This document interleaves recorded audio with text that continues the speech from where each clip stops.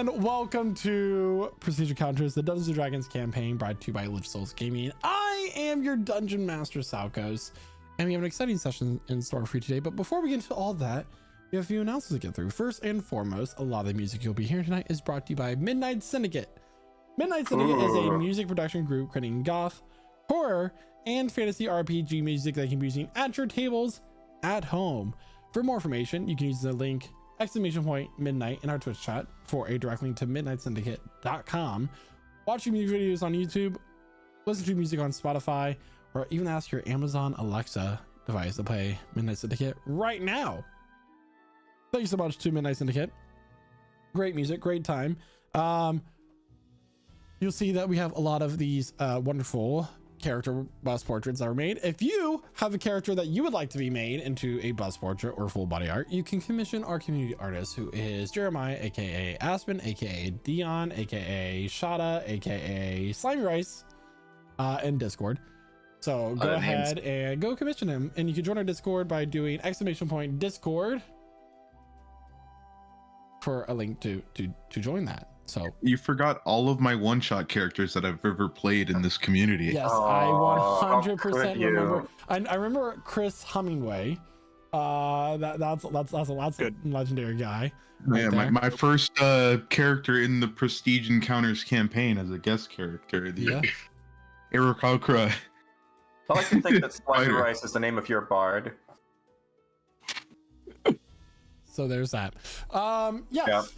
Great work. And let me tell you, everybody, in case you did not know, we are going to be continuing into a campaign 3. Unlike from campaign 1 to campaign 2, campaign 3 takes place in the same world and universe as this campaign. So and the boss portraits so far look really freaking cool. And you know, for more information, just stick around, be part of our community, and you know, join some one shots to help determine the factors in the story in the future. So that's a really cool time. Really excited. What other announcements do we have? Do we have any other announcements I'm forgetting? No. No. Don't fire your dev team on the same year that you post record profits. That's what I'm gonna say. Well, I got some gaming news going out there. Yep. I'm trying to keep it topical. There goes that potential sponsor. a lot of gaming news and gaming stuff going on. But you know, if you like other games like, you know, RuneScape, Dead by Daylight, Sea of Thieves, that sort of thing, you can always join our Discord and play those games with us. If you like D&D and don't know what Dead by Daylight is, D&D chapter is coming out very soon. You can play as a bard survivor. That's an elf, the first non-human survivor, by the way. And Vecna is the new killer, so that's really cool. Oh man, because you know, representation really matters here. I'm really glad to see some intersectionality in DVD. Anyway. And if you don't think that D&D can bring horror to a game, you should remind everybody of Captain Rednose, the most terrifying NPC I've ever created in my life. So grab your drinks, grab your snacks as we welcome you to our table, and we are now beginning the next session for Stage Encounters. And here to tell us what happened last week in his very own words is none other than Galder, who is played by Dakota. Take it away. Within the secret lab beneath the Beholder's tent, we find a sealed jar containing a fragment of Baldinea. Nearby notes described how the Beholder acquired this spore, along with the petrified Firbolg, a rift to Aspen's homeland, mentioned as the land of stone and death. He took the spore to either sell to a warlord of some sort, or study and make an antidote. Also in this room, we find a large vault containing many magical and expensive items. When we reach our ship, Casimir takes all of the items and identifies them. Ritual casting, of course. The party begins noticing a scuttling noise aboard our ship. Some of us go to investigate. We discover a small insect creature, and every time we see it after, it's almost triple the size it was the last time we saw it. It removed the brain of one of our crewmates, our beloved Blaramy, and we begin to fight it. Eventually, it goes down, and we continue our journey to the land of the Astral Elves. Arriving in this beautiful realm, we're guided into port by 2 other elven ships. They begin to search our vessel while we settle down for the night at Illyriana's humble home. In the morning, we make our way to meet the queen of the court, Solaria. How beautiful she is. So just to remind everybody that you are currently in the city of Imerus, the astral elven court, where you have just been brought into the palace of whitewashed stone and silver decor with these vibrant greens, purples, blues, pinks, bringing this magical aura about as these witch lights above you and these, well, we'll say fey lights, kind of like dancing, these orbs just bobbing slowly, as Solaria herself has coalesced from these little bits of starlight into single human form. Her hair kind of like floats as if she's in zero gravity, this auburn blonde color, with these deep violet eyes. Her purple dress kind of having the same near zero gravity feel as it's like she's suspended in water, but it's very dry. You're now in her presence. She says, "And what brings you to my court?"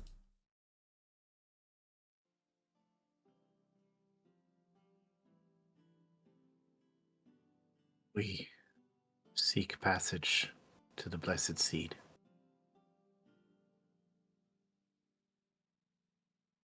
She leans back in her throne of silver and platinum. These birch trees woven together with these accents. Crosses her legs.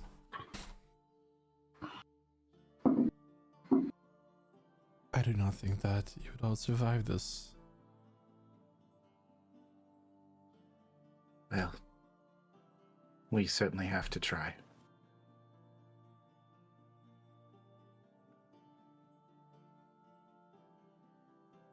And what do you plan with doing with a seed from the tree of Aeons?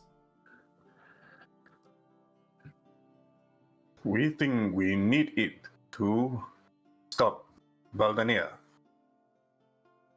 And if we can stop her, then we can stop the Coven. It is to keep our world safe. And all other worlds that she is trying to infect.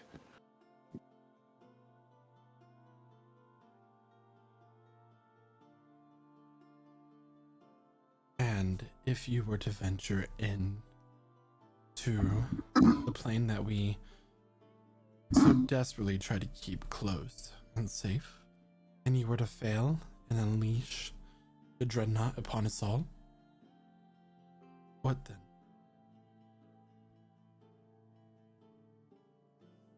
There's a simple answer for that. We will not fail. At this point, a robed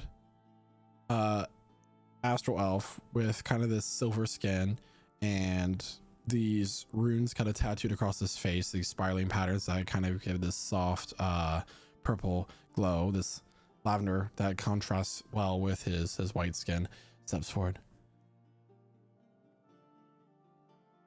Your Radiance, may I suggest that we give them a chance to at least prove themselves to accomplish such a feat before we give them a more greater access to such a secure location. Clearly, the Seekers and their deeds have been noteworthy and have reached across many planes, especially here in the Feywilds. They, after all, were with the Queen of the Court of Mist, and she spoke very highly of them as they witnessed the fall of the Summer God.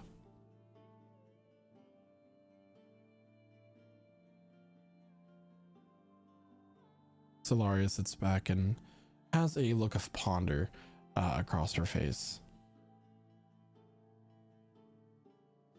My court mage does bring a fair point. You do come here as well with the recommendation of my sister.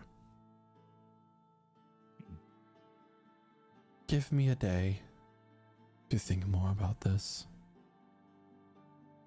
Surely you could afford a day. What's your radiance? Very well. I have spoken. Okay. Thank you. Good. A test it will be. She will get up and immediately leave the room as the court begins to mutter and whisper around about the conversation that just happened. Wow.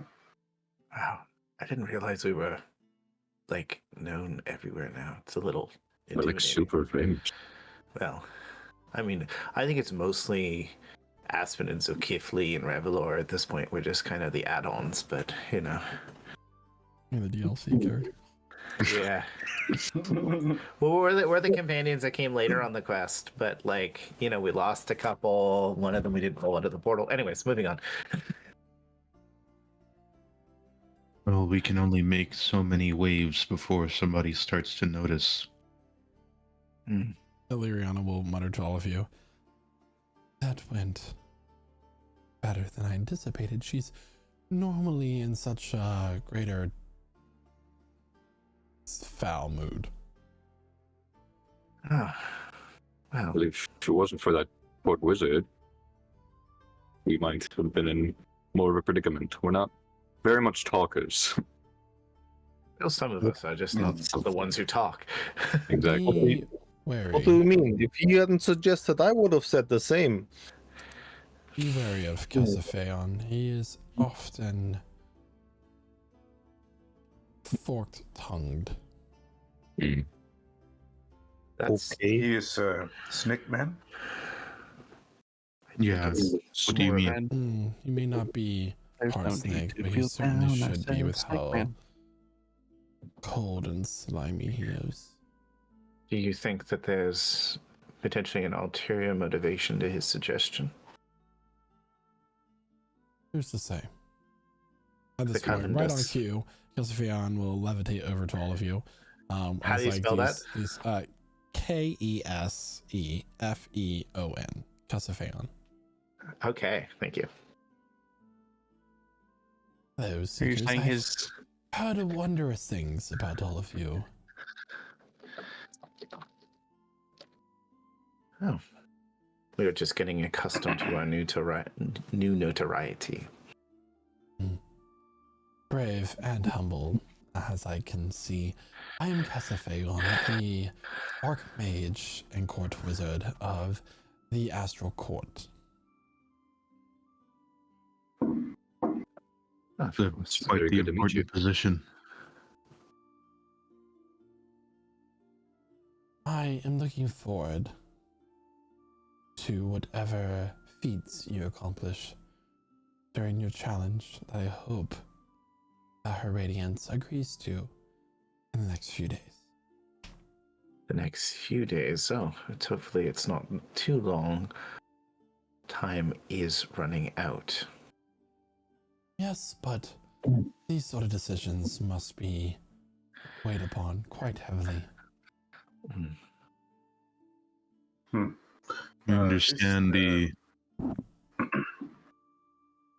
Dreadnought, the astral dreadnought monster is it has attacked you before. Something you are all scared of. We are all wary of such the creature. It has, in the more recent years, broke through truly once, and thankfully our royal guard, the royal paladins, were able to fight it back, but at great loss. Yes, our friend Quasar was blinded in that attack, I believe. Yes. And he was sent on a mission to join all of you after a vision from a member of our court. We are sorry to hear about his passing. Yes, we only knew him for what felt like a short time, but he was a stalwart companion and really a friend, even though we barely knew each other truly. But I feel sorry that we weren't able to save him, to let him have this reunion with his people. It's a shame I never got to meet him personally.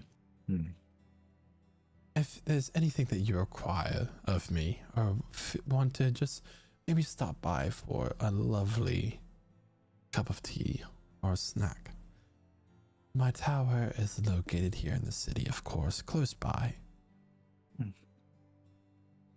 But, what a fascinating city. Perhaps I'll take you up on that.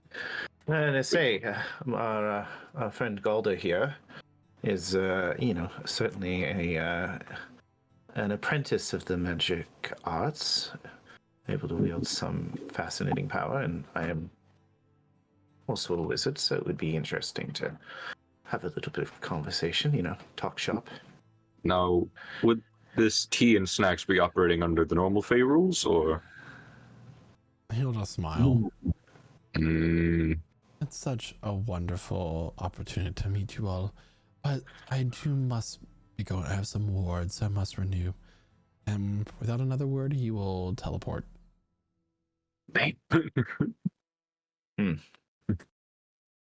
So, forked tongue.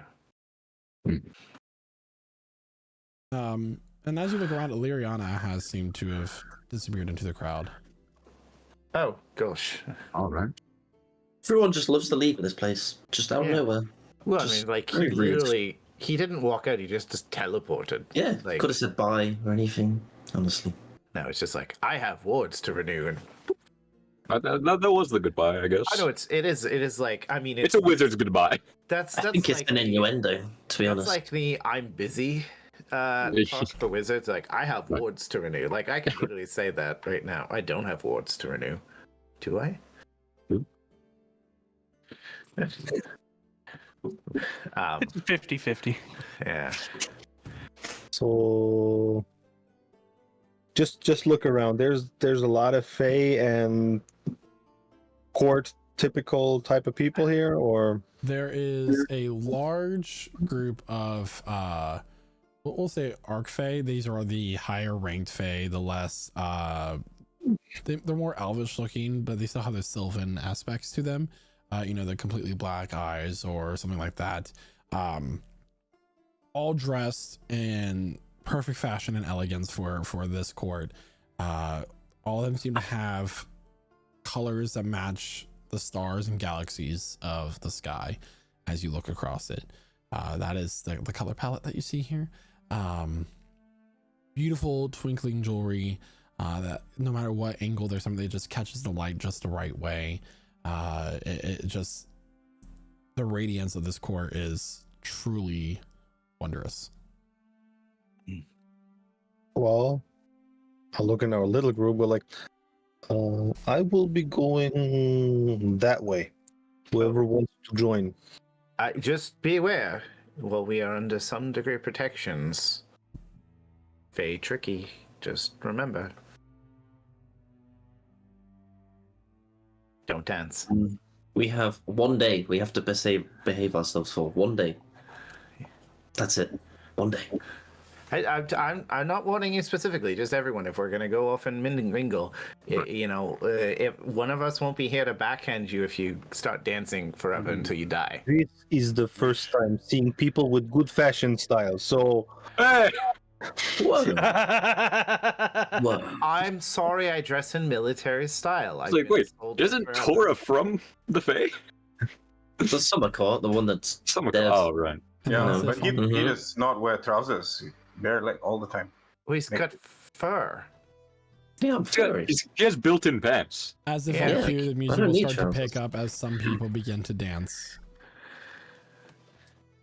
I will, yeah, look around, see if someone is kind of intrigued by our weirdness because we are a weird group compared to elves and fae. And if anybody catches my eye, that's the direction I'm going. Make a That's like perception that's check. like Make an half an insight check. invitation. Make an insight check. Inside, yes. Ooh, it's not even that bad. Let's see. Isn't It's this where she said we can get that really good armor while we're here? In the city, yes. Okay. I definitely want to do that. 19. As you look over, there seems to be a male and female, two fae kind of standing by a table with drinks in their hand, these like kind of champagne flutes with this fizzing blue liquid inside of them. That seems to be looking over in your direction, curious more than anything. and I will wander in that direction. Okay. And take the proper steps of like closing by, bowing, and introducing myself.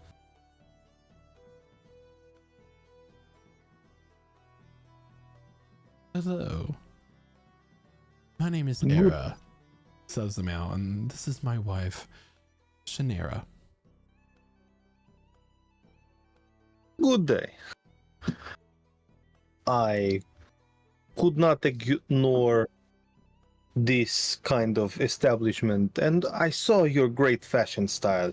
Could we have a short word about this? This is incredible, impeccable. My word, are your manners perfect, and I quite enjoy your choices as well for how you dress.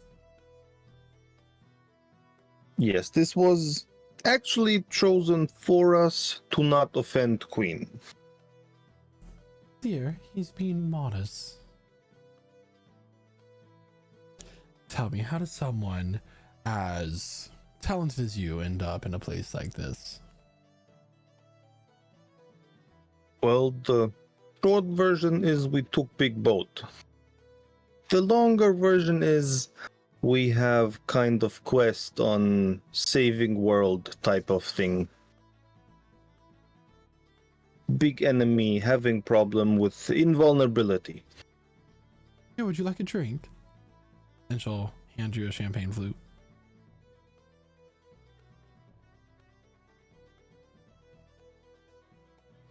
Yes, why not? Thank you. That's when I lose to a fate. You are most certainly welcome. You see, my husband and I noticed you from across the room, and we really like your vibe. Oh God. Oh no! Swingers. Spasiba, I appreciate it. And since you did, after all, think us, perhaps there is a way that you can repay the favor. I hope Budak's not getting in any trouble, but An interesting tunic you have there. Is that an upside down pineapple on the back? Meanwhile, we're gonna come back to the party as you're all kind of standing there. Pudak goes off on his own. I really want to get back in my own clothing. Right. I feel like, I don't know, uncomfortable. I look. I'm wearing trousers. It's white. Like, That's- I look like a ghost. I feel like my armor class is only 11, Yeah, it's- and that's only because I still have my shield. Espen's kind of just holding like the bundle of Beldanea in front of him like a large baby. Oh right. Somebody, Does anyone want to come with me to go get that little mini chest made? I'll yeah, come but with you. let's get our clothing on first. And somebody should probably check on Pudak, make sure he doesn't, get screwed. Oh, Not like figuratively. Like these are, fey bargains, taking food, giving a true name. I mean, dancing. I think he's having fun, right? Like, we can leave him to it. I mean, he could potentially make a bargain he has no control over. So And that is not our problem. I say, I'm gonna look. Can I still see Pudak? Is he within 30 feet? hey, Torin knows this stuff. As you're looking, a woman will step between you and Pudak. Her hair's kind of tied up in a bun with this bejeweled clasp coming up across. Dark purple skin with these vibrant blue eyes. Hello. Hello. My word, a true dragonborn. You know, I know that you must be more common where you come from, but we don't really see your kind around here. Well, it makes sense because we're not from the Fey realm, so. Theoretically speaking, no, you're not. My name is Lady Mercia. It's very nice to meet you. She'll hold out her hand. No. Now, and she'll immediately loop her arm around yours and begin to walk with you. So I saw there that you had a clerical symbol on your clothing. Could you tell me which god you worship? Tumis, the god of magic. Oh, so you're a student of magic? You could say so, yes. In some ways or another. Yes, I was always quite interested in the theorems of transdimensional properties of spells, and she started to go on as she seems to be quite educated, almost like a doctorate of magic in terms of specifically pocket dimensional spells and those sort of things. Make an intelligence saving throw, please. Intelligence saving throw? Oh, Yeah. Picking us off one by one. Queenscourt is a dangerous place. Intellect Fortress. 13. It seems like there's steam coming out of your ears. This is a conversation because you're not a wizard. You don't study magic in that regard, but this is a very in-depth topic with someone who is out of that. Meanwhile, shoot a glance at Casimir while this is happening and just look him in the eyes in Casimir's head. Help me.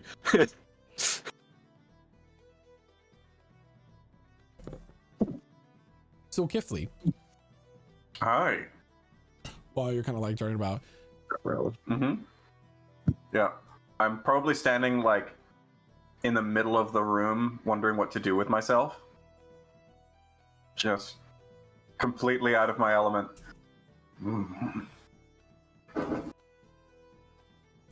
hello, Hi. I am Jahiros. It is a pleasure to make your acquaintance. Might it be by chance that you are a lycanthrope of some sort? I turn and narrow my eyes.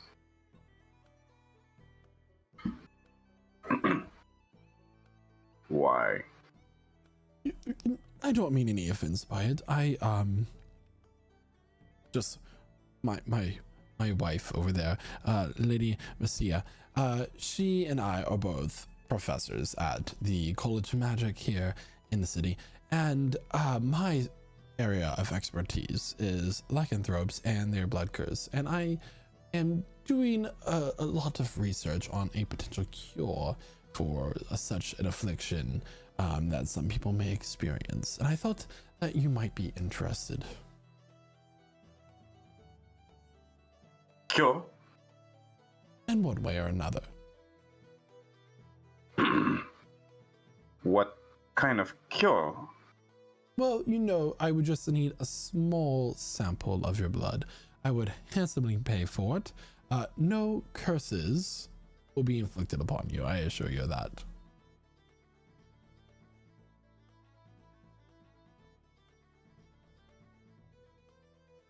There's just a slideshow of emotions on Zulkifli's face for a moment as part of him is sort of reflecting on how this is almost exactly what he's always wanted to hear from someone educated. And then on the other hand, total discomfort at being pointed out like this. Now, I understand that where you may come from. There might be a little bit more of a stigma, but I promise you'll find no such thing here. And I just was so happened to point you out due to my keen sense for noticing those of my area of study. I'm hoping that with your contribution to my research, together we may find a solution for a better world of your kind. Can I, DM, can I kind of apply my senses to this person and really take them in? Do I sense anything off about them? Make an Like insight there's something check. more than meets the eye?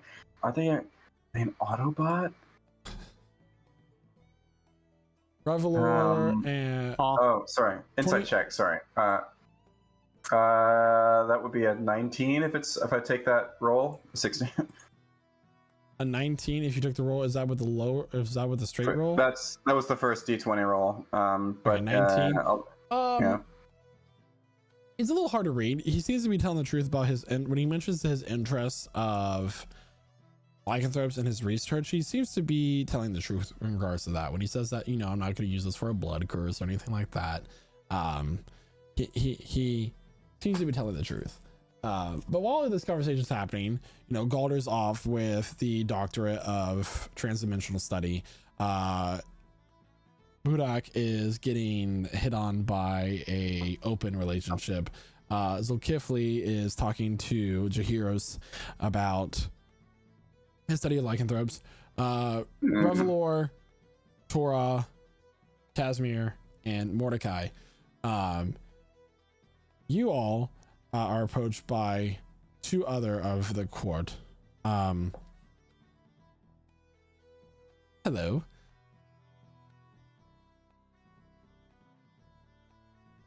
Hi. I'm sorry, but I was wondering if you would like to dance. Nope. Oh, Thank you. I would like to dance. I'm I'll sorry, dance. Aspen, you're included in this too because you weren't interacting with anybody either. You would love to dance. Yes, you're being very rude, Casimir. I'm sorry. The last time I danced in the Fae, I almost died. I do mean to be. I apologize, but Wonderful. Here, I noticed that you seem to be a little bit on edge. Perhaps this would help. And he'll offer you a champagne flute with that fizzy blue liquid inside. Seems to be a carbonated alcoholic beverage. That's okay. I just honestly, this clothing is a little. It's a little extra for me, With all due respect, I would prefer not to dance currently. Oh, well, that's fine. No, let's say, and no offense intended. I mean, I'm a soldier by trade, and this is not At this really point, my. the girl with him. What's that? Oh my god! You're a soldier. Do you have a girlfriend? Do you like your girlfriend? Well, I don't know if she knows I like her yet, and she's very tall. She's not really my girlfriend, but So you're saying sorry.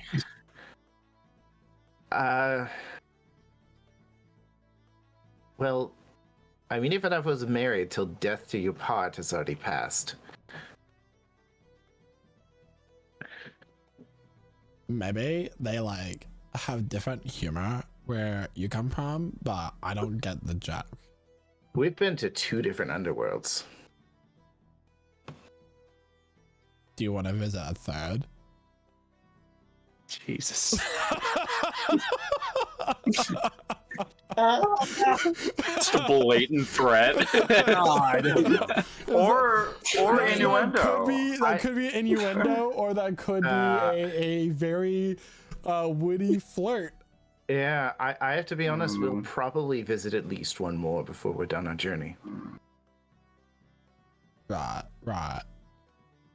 Now, Aspen here, he could really use a nice dance. I just said I don't want to dance. I know. You can dance if you want to. She'll put her You can hand leave your out friends behind. to you, Casimir. Dance No, with me, thank devil boy. I'm a tiefling, not a devil. She'll grab your hand. I need you to make a charisma saving throw, please. Oh no! That is the worst possible thing you could ask me for. Oh my. Let's see it. You are whisked away to the dance floor, Casimir, as upon her grabbing your hand, this feeling comes over you that you just want to dance. consent. Yeah, he just Nope. oh god, and you can So- just see like a little bit of fear in his eyes, but he's just going anyways. My name is Nuelith. Nuelith? Yes, that's good. The male It's a, will start talking to Aspen, Mordecai, it's a strong and, name. and Tora and Revelor as well. So you all are heroes. That's quite impressive. I'm just a person with a quest. I don't claim the title hero. He'll look at Tora. And how does Satyr find their way to the mortal planes to join such a camaraderie? You know, nowhere else to really go. You make your way around. You get places. You get new places. Oh, And then you end wandering up spirit. somewhere else. Maybe. Maybe not. A man of mystery. Very much. Puda, can I get a Constitution saving throw? For the alcohol?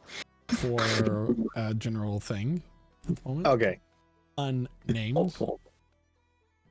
Okay, yeah, done. 22. All right.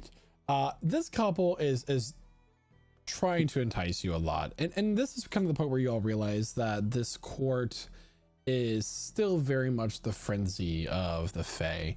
There's still the celebration. There's still the dancing and those sort of, I wouldn't say threats, but the frenzy, the drinking, the celebrating, the things that you can get very lost up in and lose track of time if you're not careful.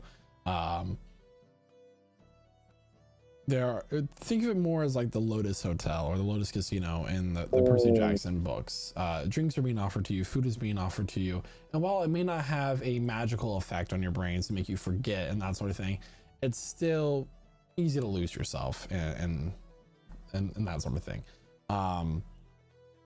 But you kind of like shake your head, and this couple, which, you know, they're both touching each side of your arm, they're both like whispering things in their ear and leaning in as you're sitting down. And for a moment you were quite enjoying this, but now you're just like, wait a second, we got stuff to do. It is like 11 a.m. in the day and we're already having a party. This doesn't seem right. Back to Zulkifli. Oh. So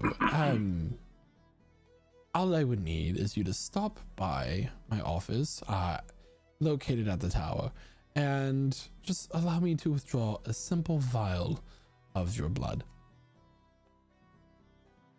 And you think this can help you find a cure? I think it would definitely assist in the research. Okay. Can. But what is your payment? You said you pay well. What do you pay? I do. Is there anything in particular that you may require at this moment in time?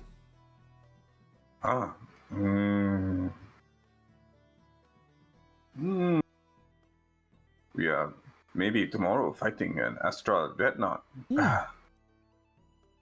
So something to help. Maybe something to know. Maybe some more information about what is this dreadnought. Weapons or money also can. Money is something I could certainly help with. I will see you in the morning. Feel free to stop by. And remember, Professor Jahiros is my name. Yeah, heroes. Okay. Zulkifli. It was a pleasure meeting you, Zulkifli. And you'll kind of like walk away. So, Galder, and this is the equation that I derived when it came to looking at the time relativity of interdimensional travel and the time differential when you are in a different plane of existence. As you can see here, if we were to take the derivative of this position over time, you could also find, and she just keeps going on and on.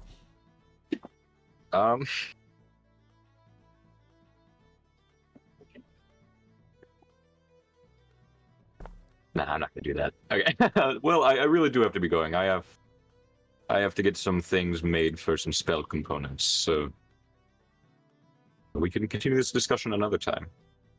Are you sure? I thought that someone who was so involved with the god of magic would be a little bit more interested in such subjects. Trust me, I'm very interested, but I'm also a very busy person. Oh, I thought you had the whole day while the... Well, yes, but I have things to do here. Like what? Not just talk about magic all day. I have, like I just told you, I have things to be made for spell components. Oh, perhaps I could assist. I do know the city quite well. Well, all right. She'll walk you back over to the party. Who else was I focusing on? Hudak, you can come back to the everybody else. As this has all been going on for about an hour at this point. Yeah, I'll just apologize. I am enticed by all your touching back. Good point. But it's a little late or a little early, depending on how you look at it. We still got some things to do, and apparently my friends are still here too. I will now pick them up. We will be on our way. I wish you well and have good fun. But wait, allow me to give you a small trinket of our admiration, and they'll hand you a key. Oh. I believe that we're staying at the same a tavern nearby of where you are. He shoots, he scores.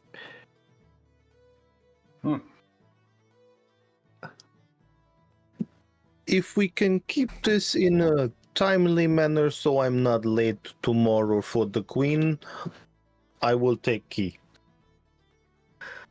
Wonderful. Looking forward to it. And they'll both get up and leave. What a guy. So, my dad is like one of the best magic casters in the entire Astral Court. Oh, what's his name? You know, it's just Jahiro's. He's... Oh, your father's the court mage. That's fascinating. My father's dead. He's not the court mage. No? It's Is he like you not? don't even know me. Jahiro, sorry, no, Kasifian, right. I don't really know you. Casimir is going to blip his bat out of a pocket dimension and have it land on her head. Make... Because I can do that at will. Make an Arcana check, which I know you're talented in. Yeah. But the +5's not good enough when you rolled a 3. Ooh. So this bat kind of appears, and she just like, oh my god, and she's gonna stab it with a dagger that she's gonna pull out from her hip. Okay. That is a 16. I mean, it's a bat. It probably hits. Silver Probably. grams. It's gonna hit anyways. That is an 8. What is the armor class of a bat? That misses. That misses. So as she goes to stab the bat, these little pins and needles like stab. She goes, ah, and she drops her dagger. And what is the bat doing? Poops on her head and disappears.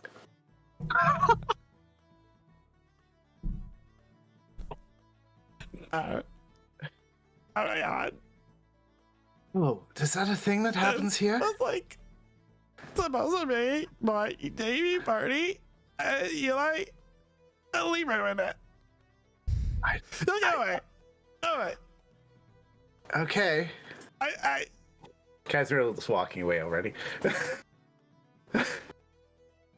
some other Arc-Fae girl's gonna walk up.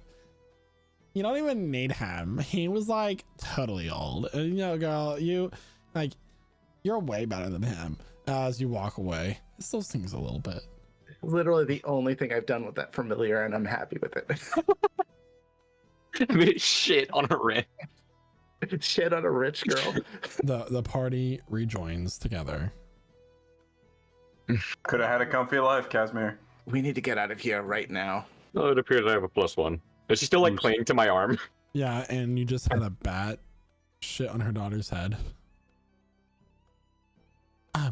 Actually, it seems that my daughter is in quite a bit of distress at the moment, so I'm gonna have to go attend to that. All right. Well, Casmirius' continue this conversation. prestidigitation gets a little bit closer and presses the poop off her head. Then walks away again. But I'm the problem.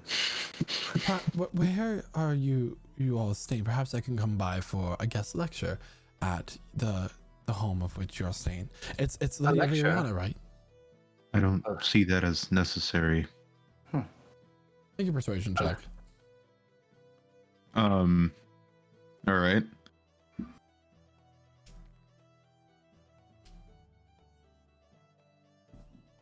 So 15. 15. Oh, well, I must admit that my feelings might be a little hurt, but I wish you well in your challenge. Guest lecture on what topic? Oh, are you by any means curious about dimensional travel or interplanar travel at all?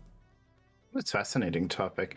And I say we actually recently acquired an amulet that enables planar travel. And I say I had a little bit of time to study it, but I'm not personally in possession of it. But certainly interesting to see how the magical weaves impact our ability to connect from one place to another. Of course. Very interesting. May I see such a thing? Oh, the satyr has it. Is he your squire? Or...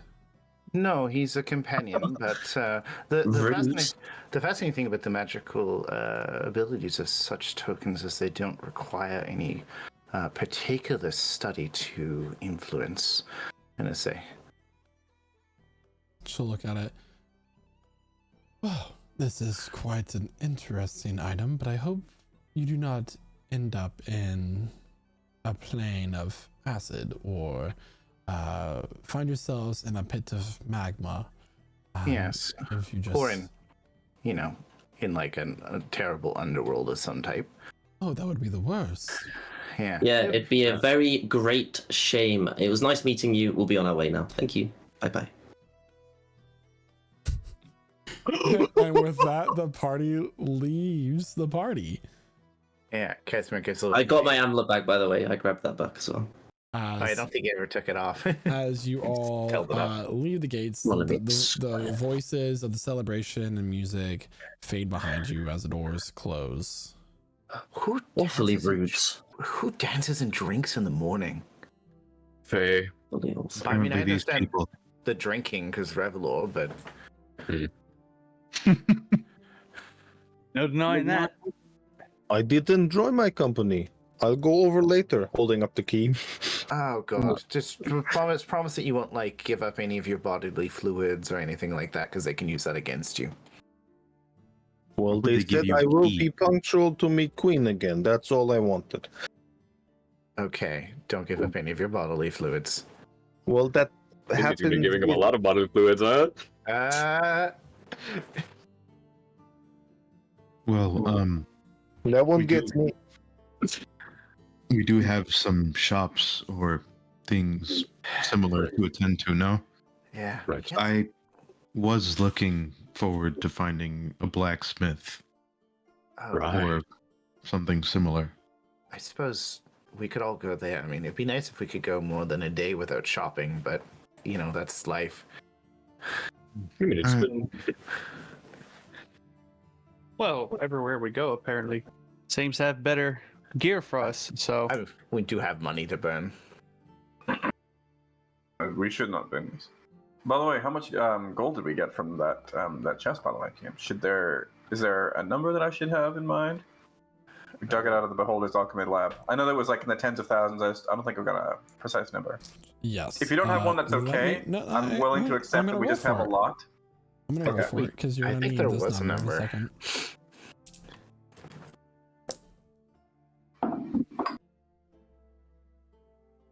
How many D12s of hundreds? You get about 2,400 platinum coins. Oh, Okay. Pretty About good. 24,000 gold. Yup. Hell yeah. Math. You know, it's interesting. I actually got my armor by donating some things to a fae. That's probably going to come back to bite me later, but not all. Not fae don't always take money in exchange. Be prepared. Probably for gonna that. come take that bite. I've donated some blood and a bit of my horn. That's why they're a little bit shorter than when we first met, Aspen. Oh, I noticed. I just didn't want to say anything. I will totally companion you along. This is nicest town I have ever seen. I totally need to get some fashion shopping done. No one is going anywhere without a buddy. But Casper, Where- your horns look fine. Oh. Together then. Just shaved a little off the ends.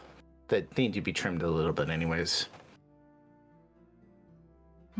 Well, yeah, let's just all go together because we can't be split up like that again. Yeah, I definitely had my bat shit on that girl's head. Wait, you want to for that commotion? I had to get away from her somehow. I didn't exactly feel I was fully in control of the situation, and she was way too young. Didn't you just tell us about the wizard goodbye? Why didn't you just do that? Didn't you warn me not to make commotion? I warned you to not make a commotion with the queen, but I was also kind of stuck there. That We was don't always have. Do you think I willingly went off to dance with that young girl? I'm just saying that could bite us in butt tomorrow if they like. It could. Oh. I could also be married to her and not in the party anymore, for all we knew. Never having control of my life again. She wasn't here. ugly. Cheers, I'll drink. You that. say, repeat after me. No means no.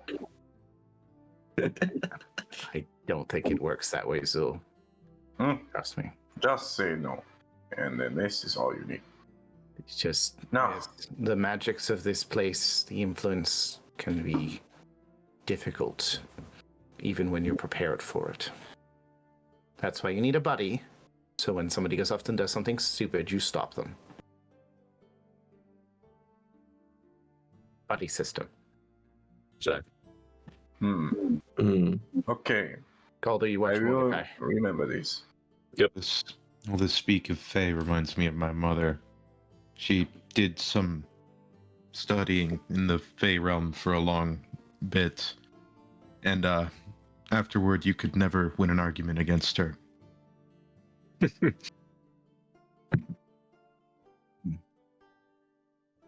I mean, my mother was kind of the same way, but she never studied with the Fae. I think that's just a mother thing. No, my mother would do it with magic.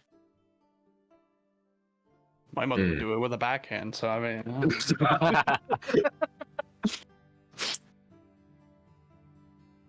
Well, So where's the then push let- going? Read us. I guess To therapy. To the market. We're gonna go see if we can do some shopping here. We're looking for cool armor and weapons, I guess. But cool That's armor, when- I think, was what we heard about. Espen's looking specifically for the weapon he's been seeking. Okay. I just want to stop by some fashion stuff. I don't know. New shirt, new pants, nice shoes, Yeah. stuff like that. Hey Zul, I'm gonna split off with Mordecai. Can you just can you hand me 10 gold? That's all I need. 10? Just 10 gold. Okay. Right, thank you. And I'm gonna go find some sort of like woodworker or something. Okay. Asmer will go with Galder with Mordecai, I guess. Well, anyone want to accompany me to an armor shop? Yeah, I think Pudak, Zul, and Aspen at the very least, and Revelor. I'll go as well. Tora too. All right, let's go. That's the split. Cool. I was gonna say, if it was just me and Revelor, we'd probably get kidnapped again. Or look after them. We'd Why get am I kidnapped. looking You'd be after them? tortured. Oh yeah. You're the Yes, core- I will do because I'm the squire. You and Aspen are the only ones who kept your shit together, and Revelor's Revelor. All he has to do is be plied by good enough booze, and he's done. Wait a minute. I would be mad if you weren't right. If we get into trouble, I'll plane shift us out. They called you Squire? I don't Yes. understand that. Yeah. Very rude. Yeah, I'm. Well, as we've been warned. They tend to look down on the other courts here, so. Even the ones that aren't real anymore. Well, destroyed. But being Squire is honor position, so I don't know why you're You mad. should be a squire. He's a I'm a- hero. I'm a lord of somewhere. Yes. I can't remember where. We're a lord of somewhere. Stone Lagar. That face. Yeah, it's hard to remember all the places that you're lords of sometimes. I'm only a lord of Stone Lagar. Just so cool and awesome that, Yeah. forget. I'm the lord of a dead house as well, so. Oh yeah, technically yes. And I'm the prince of the land of stone and death. Wait, you're a prince? Yes. I just assumed you were important. I didn't realize that you had you were officially royalty. Well, it's not treated the same way royalty is over here, but technically yes. Also, yeah. So Well, News at to least me. we can turn yours around. we'll start with the woodworker. All right. Yeah. You walk into a shop that seems to be a very large hollowed out tree, where the whole store has been carved out from this single tree. And as you walk in, there is a elvish woman with these eyeglasses on with different magnifying lenses on them, as she is carefully carving at a very small figurine. I'm gonna wait for her to have a moment where she takes her hands away from it, so I don't startle her and interrupt it. She'll So, look up. Hello. She's quite old, even for an elf. This is about your 700s. Probably more than that. Yes. I was wondering if I could have a small chest made out of mahogany, and it was mahogany, gold, and gems, right? That might be something I can assist with. You have a reference for this chest. Yes, it's back on our ship. Crap.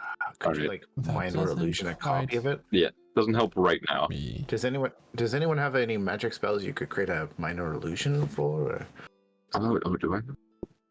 I mean, it's just me, you, and Mordecai here. Hold on. Sorry, we're just trying to remember what we have in our magic books. Casper's open up his spell book and I know it's in here somewhere. Do none of us have it? Mordecai doesn't have it. I don't have it. All right, we're gonna go off to our ship, pick up the original chest, and we'll be back. We'll be right back. Sorry. Okay, well, feel free to look around at my wares while you are here. And you look around and see that there's a bunch of like small little prop sets. And it seems like she's not only a wood carver, but she might have a slight interest in taxidermy. You look over and there's like two frogs sitting at a tea table wearing top hats. Is one of them wearing like a straw hat. All of these are pieces of art that I've created.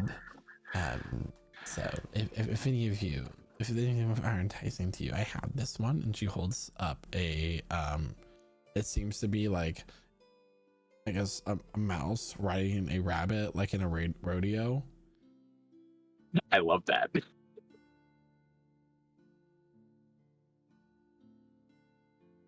They're buy one get 5 free. Oh. We'll be back with that chest and maybe more gold, all right? Yeah, we'll leave our friend here as collateral. Buddy system. Right. Yes, we're going together. Okay. Meanwhile, while you guys head back to the ship, Aspen, you said you're going to a smith? Yeah, of some sort. He's Yeah. not too well versed in weapons. We're going there first, I guess. So as you walk into the smithy, there he appears to be working with these goggles on. And the most interesting thing about this is that the anvil looks as though it's see-through. It seems to be made of glass or a material that closely resembles glass. You notice that the ceiling of this shop is open, and allows the moonlight to kind of shine down and the starlight to shine down on the anvil as he strikes the material that he's working with this rune carved hammer. There's just this constant, like, it's a chime sound every time he strikes it. Like oddly pleasant ring. Yeah, like you're hitting a tuning fork of some sort. Aspen will approach the smithy and just wave his hand. 1 second. He'll put it in the water. Hello. Hello. I'm looking for a specific weapon I was told I could find here in the city. Oh, is that so? Yes, a moon sickle. I've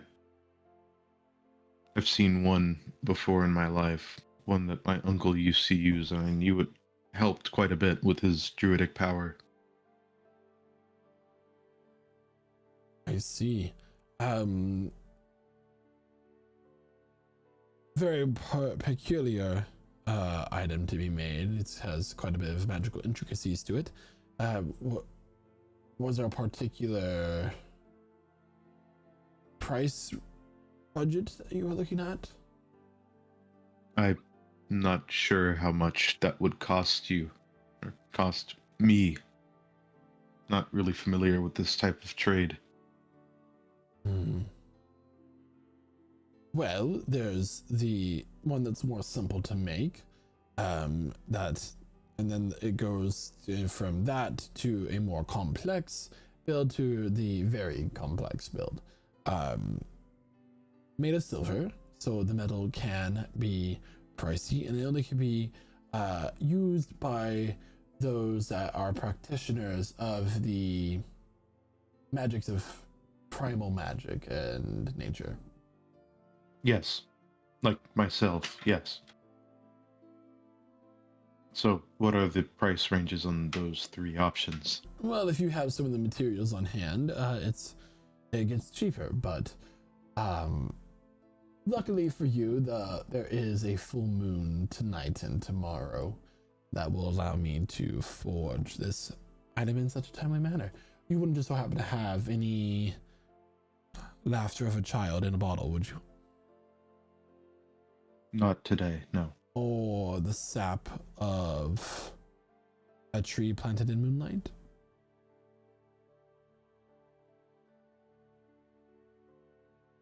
Oh. No? Okay. Well, what about silver? Do you have silver? Aspen will look to Zulkifli. We do have some sort of silver, no? Dig around my stuff. Silver. Silver coins. Silver coins we have.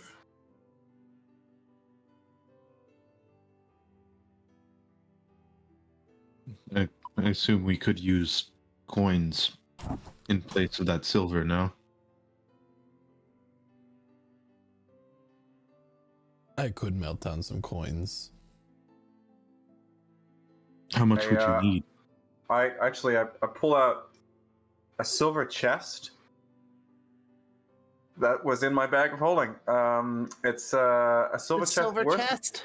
I've noted it down. A silver chest in brackets worth money. Exclamation mark. We've had that forever. We've actually had two at least. A silver chest. Oh, that is a containing 2 black sapphires and 1 jacinth, which are not in the chest at the moment. Let's see here.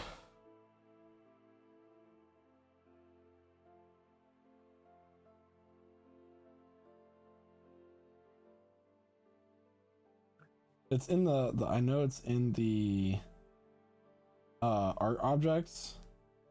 I Mhm. just have to find which one it is.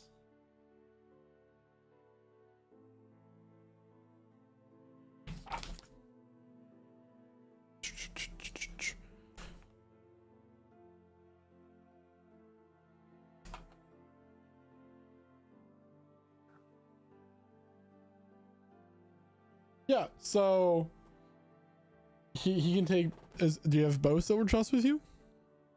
I do. All right. I could use these. And of course I can source some of the other materials as well. The price for the most basic of the sickles with the silver that you've provided would be 300 gold. If you want Right. something a little bit more complex, you're looking at 12,000 for the most complex. 12,000 for the most complex one. Yes, so basically you would get the +3 moon sickle, which is a very rare magic item. That whenever you cast a spell that restores hit points, you can roll a d4 and add the number to the rolled amount of hit points as well. So it's also a +3 spellcasting focus. Yes. Aspen looks to Zolkifli. Would that set us back? We have this, yeah. But expensive, but we can. Is this important for you? I believe it would help.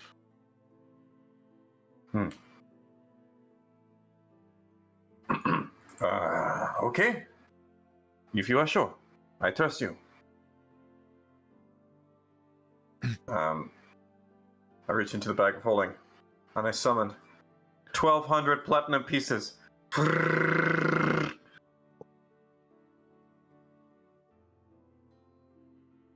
Well, I will have this item prepared for you in the morning. Thankfully, the moon is with us tonight. Otherwise, you'd have to wait more than a month. Right. Is there anything else Thank that you very much. require from me? I do have a request for customization. Oh, Would you be able to engrave this phase of the moon into the hilt? And Aspen will hold up his left palm and show the crescent moon, the phase of the moon that Astra was born under. Oh, by all means, I'll be happy to do so. That is all I ask. Wonderful.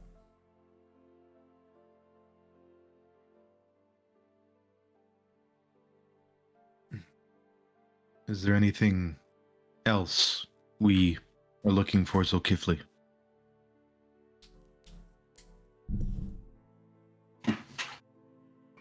I'll look around there.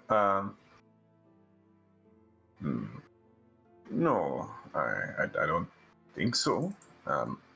I'm sure it's an amazing display of stuff.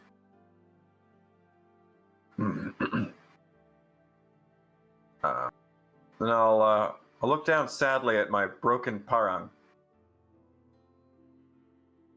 And I'll hold it up to the blacksmith. Is this something you can fix? Easy? Yeah, look, it's just a basic, like, it's like a type of machete almost. Almost. Almost. Yeah, just like a basic non-magical weapon. Mm-hmm.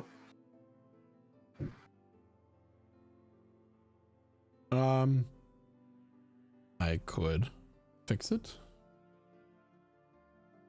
for maybe 5 gold. It's a simple repair. Ooh, 5 gold. Okay. Yeah. Is there anything that you want done special to it?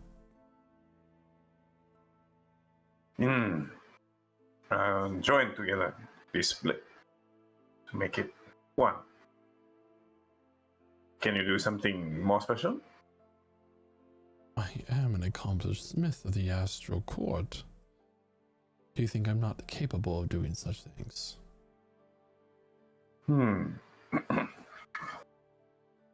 Make it so it can cut harder.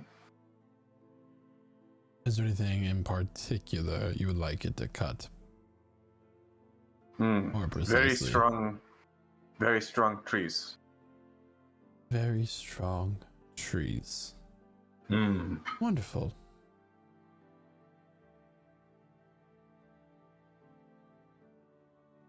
I will do so. That will come from an extra cost, an extra 1,000 gold.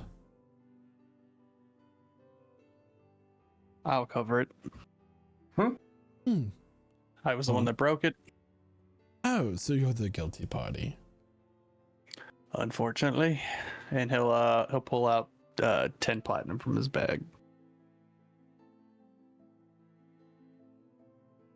Very well. Visit me in the morning, and I will have these items prepared for you. Unfortunately, that is all the room I have for works to be accomplished in such a short amount of time. Very well. All right.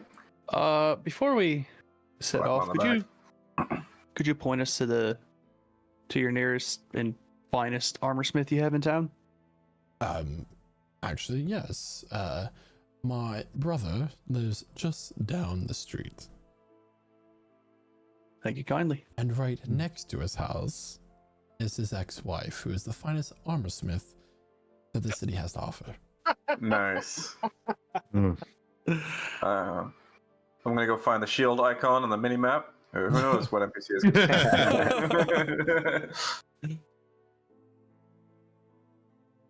They're actually like connected, so you get real confused. You go in his house, like, wait, Yeah. it said the shield was here. What the fuck?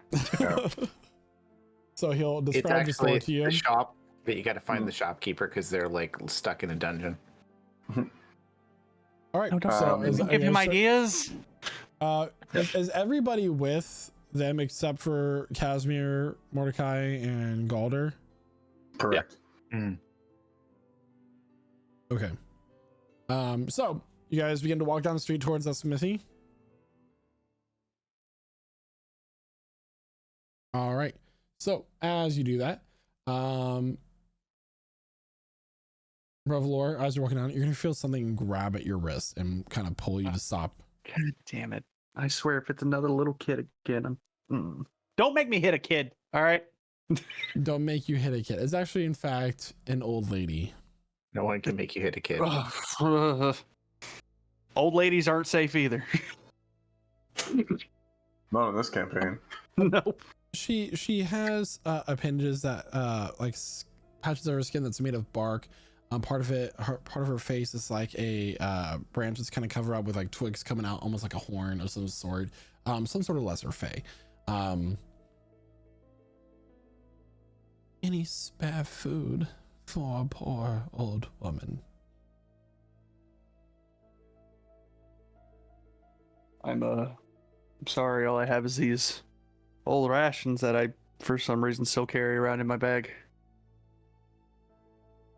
Anything helps. Please.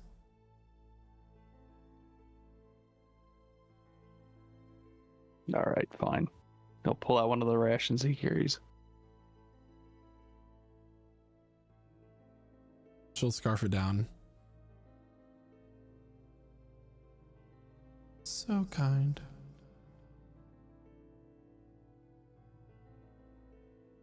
Hello, Revelor.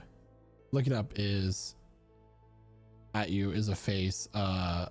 Eyes are pitch black with kind of this face of green and these teeth that look like the opening of a Venus flytrap. You've met this woman once or twice in person before. You recognize her to be Auntie Bobbinish. And you look around and everybody else seems to be frozen in mid-stride. People selling their wares are mid-yell as they're holding up their wares. Revelor's going for his gun. Make a strength saving throw. Oh You're man. supposed to seduce her. Are Wait, we it's frozen as actually well? Yeah, you sorry. guys are frozen at the moment. Just at the moment. Actually, it's not a strength. It needs to be Constitution, please. Hey, I'll take that. That's my best one. Cool. Does he get my aura even when I'm? This is Even if he's frozen. y'all be quiet for a second. You do save as this horrible pain racks your body for just a moment. But you manage to fight off and you pull your gun and you point at her face. As you do so, you reach for your gun, you point it, and as you look back up to where she is for just a moment, she's no longer there. And you hear behind you, please, you should know better. I find it interesting as she leans up and whispers in your ear, this noble quest that all of you are on. Do you really think you can stop me? Stop us? That we're not watching you with every step you take.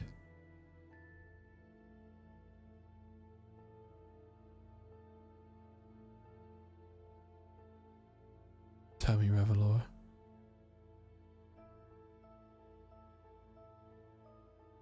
Do you think that we won't hesitate to destroy the soul of your companion if you take even the slightest step against our wishes? Ask yourself, why haven't we done it yet?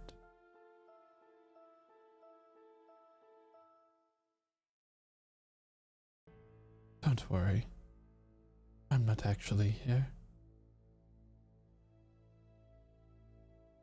Why don't you humor me then and tell me why haven't you done it yet?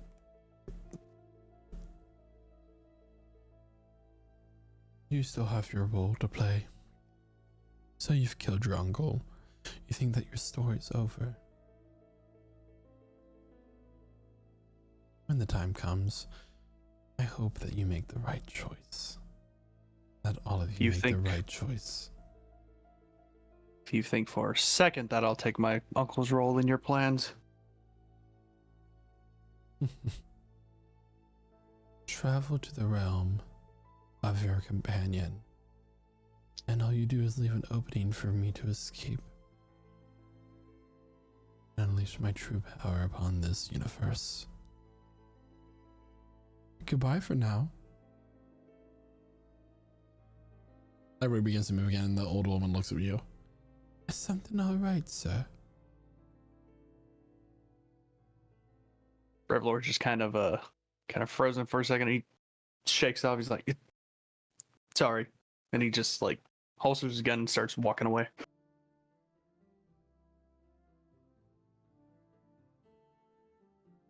Come on, guys, we got to get to that armor smith.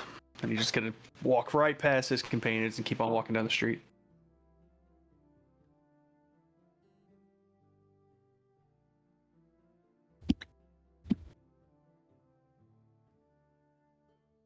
But I'm enjoying the small walking. It's come on, we're only once here. Such a very grumpy. As you walk by, Budak. Oh, hello, good sir. I can see that you're someone who enjoys a little bit of pizzazz and flash in his clothing outfits. Do you mind if I just have your ear for just a moment?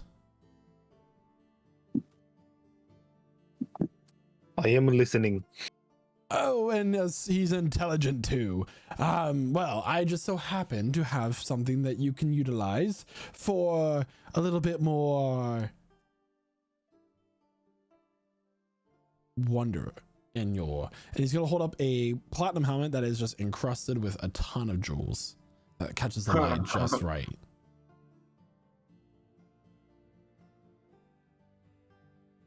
Before he even goes further on what it could do or what I'll just call it. Give Lee, come back. This man has something to offer that I cannot resist. You see, this is and the helm is emitting a bright light like a torch would. as all of these gemstones are embedded in it. I will say that it is perfect for a person like you, but though quite pricey, as you can guess by all these gemstones. You see, I am a trader and practitioner of, you can say an enthusiast of rare and magical items, and I just so happened to come across this item that would be perfect for just for you. This item is known as the Helm of Brilliance. And by utilizing some of the magic properties embedded in some of these stones, you do get a bit of advantage in your fight. So this is quite a bit. So just take this all in so that even the chat knows what this item is. This Helm of dazzling Brilliance. helm is set with diamonds, rubies, fire opals, and opals. Any gem pried from the helm crumbles to dust. When all the gems are removed or destroyed, the helm loses its magic.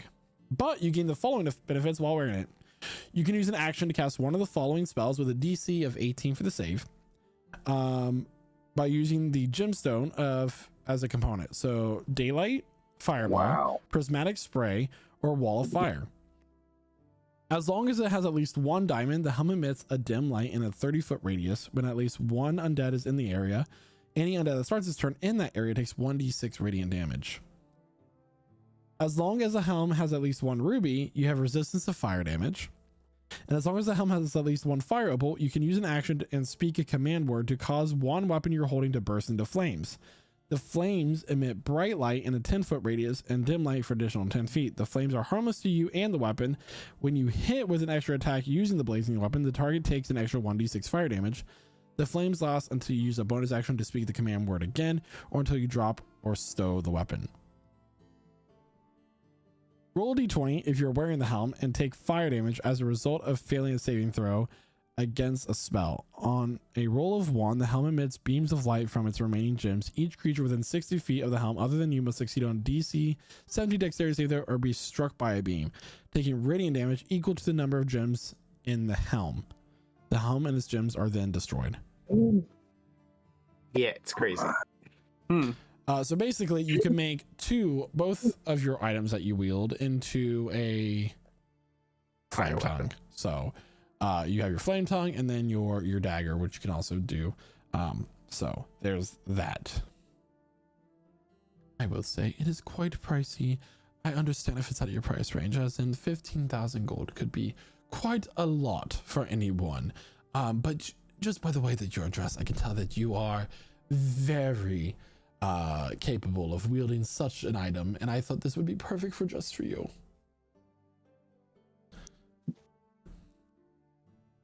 Did Zulkifli come back? I was looking standing there, just so looking at this very pretty shiny helmet. Mm-hmm. Could I don't know, borrow that kind of money? We never Borrow- talked about how we're gonna fix cost issues, so I'll go with borrow. I do have other magical hats and helmets if this is out of your price range. He's gonna pull up a fedora. You could use this to disguise yourself at will. That's quite interesting. This one is only 1,000 gold. That is Guys, super Wow. I'm getting any bitches. That one's very cool, Pudak. You should definitely go for that one and not the really cool helmet of death and destruction. I also have this one. This one kind of looks like a samurai helmet. You could use this to teleport different places, up to a number of times of day. It's the helmet teleportation. It gets 1d3. It has 3 charges. You can get 1d3 charges back at dawn. In one charge, it lets you cast a teleport spell. It's a great helm. This one is 14,000 gold. Quite a bit. I understand. It is very powerful though. But this one, this one allows you to cast detect thoughts at will, and you can also cast the suggestion spell on a creature that you are detecting the thoughts of as the helmet telepathy. I'll And just like he's gonna look go- between. And then I have this one as well. But wait, there's more. I know. You are enthralled by my wares. He starts going off in a crazy language, a language that none of you have ever heard before in your life. Would you like to know what I just said? It was quite interesting about your mother. This helm would allow you to comprehend any language. So yes, I said any language that is spoken, whether it is, but basically it's as if you have comprehend languages on you at all times. Very nice. It is a very nice helm indeed, my satyr friend. Very And nice. you could use all of these, I'm sure, and let me tell you, wares are limited. While stocks last, could say. Are you a businessman? Ooh. I dabble. Do you have armor for bodies? Sorry, I only have the hats of my humble haberdashery. Ah, headshot. I do have some rather wonderful ties, if you are interested in other accessories, but hats are indeed my specialty. The humble hat haberdashery, as one could say. Hmm. And my name is Hausen. Hausen of your haberdashery. Hausen's humble hat haberdashery. I was brought to put that. We can buy this helmet. Can we check first for the armor before we come back and we see if we can buy this helmet? First, I want to know how much is more armor first. So, because we don't have forever amount of gold, only some. Yeah. I do agree.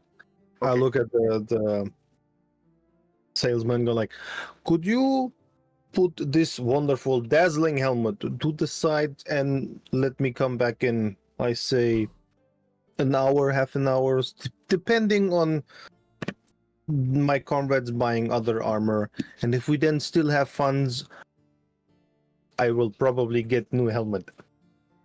Alas, I cannot, but I appreciate your enthusiasm. I cannot put it on hold. These items are in high demand, and hopefully it is still here when you return. Well, if that is not possible, then that is not possible. That's how sales stuff works. So I'll Indeed. maybe see you later, maybe not. Hopefully you shall. No, nie cuka play давай. Actually, I think the armorsmith can wait here for a second. Reveler's gonna step back up and be speaking to the hatsmith now. Or you see, me and my friends here, we're all travelers, and what my friends here don't know about me is one of the best things in my travels is I love exploring, or I love viewing exotic armors such as the helms you have yourself.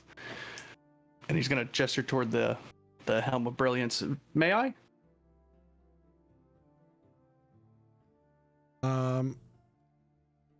Do you have an ulterior motive here? Maybe. Because I just rolled a natural 20 on my inside. Never. Well, shit. Oh, but for a total of For a total of, he is a very charismatic salesperson, so I'll say 24. A plus 4 to 24? charisma, Okay. which isn't that high of a modifier. insight is a wisdom check, my friend. Oh shit, you're right. We'll say, let me think a little of this. We'll just say a flat 20. That's fair. Let's see what you get there. Why can't I Revolver remember these Jones. things? Am I rolling insight or deception? So if you tell me what you're doing, because no matter what you're doing, I still need to know as DM. I want Then to. make a fair roll. I want to check out That's a good the deception. check out the helmet. I want to look at these gems a little closer. Okay, but like, what are you trying to ascertain? Like, what are you trying to do with this knowledge? Like, are you trying to Trying to see if it's pocket real or some not. things? Okay, so make No, an not trying to steal intelligence. Make a wisdom check. Wisdom check? Wisdom check. General wisdom. There's no like appraisal. As he kind of like holds the helm out to you. Ah, it's only a 15. 15. Hey, I mean, they appear to 15's be not bad. real. Quite fascinating. As he's gonna like play it up a little bit because he can I also obviously tell. have one more item. As you know, some people might be intellectually challenged, and this one would make you more intelligent just by wearing it. And he's gonna brandish a headband of intellect, which makes your intelligence score 19 while you're wearing it. And the really cool thing about this is that it does in fact require attunement, but All right. it's simply 2,500 gold. Oh, so good for That'd be super useful for people who Too can't bad you're comment not on this here. conversation. Yeah. Oh well, they're not here though. Oh well, I'm sure he'd love it, but you know, I don't want to speak for the man, so. I mean, I would Um, also like to be more smart in the brain capacity area. That sentence alone allows me to believe you. Mm-hmm. He'll hand the helm back. Quite a piece of armor you've got there. Why, thank you. Your arm is not too bad itself. Says this guy. Yep. Did we Reaching get for our it, but- clothing Bag of back holding. on, or are we still wearing the fancy shit? You're still wearing the fancy stuff. Yeah. Oh, y'all actually put that on? Oh, We had no choice. It was put on us. all right. By what's his name? Yeah, of Mossbeard. Is Awesome. Reveler still wearing his black hat though? course. Never Well, touched if that. there's nothing I could offer you at this time, by all means, have a wonderful Wait. rest of your day. Ooh. I reach into my bag. 1,500 platinum pieces. For the Helm of Brilliance. It is a pleasure doing business with all of you. It would be 150. I'll make a. Oh, What? It'd be 1,500. 1,500 Go do platinum some pieces. math. So 10 gold. I will. 10. Maybe you need the band of intellectual or the helmet of intellectual. Stupid. So Zol's just gonna make a quiet hand noise at all the money he's spent, but then he's gonna just look at this really cool helmet and present it to Pudak. Here, this is for because you help us in our fight. You follow us already, so we must give you something to help you become strong. So I'll give you the helmet. Take it in your hands. Try it. I try on. Yeah. So let me go Ridiculous. Let me go ahead and roll so you know how many of each thing it has. Because the number of gemstones are in fact a rolled number. So be prepared to write this down there. Pudak. Which might impact its value. It has 6 diamonds. It has 11 rubies. Ooh. Bless you. It has 21 fire opals. Done. And 18 opals.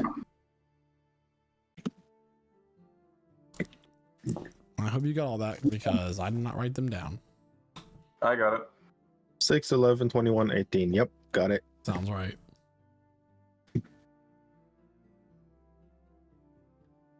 Nice.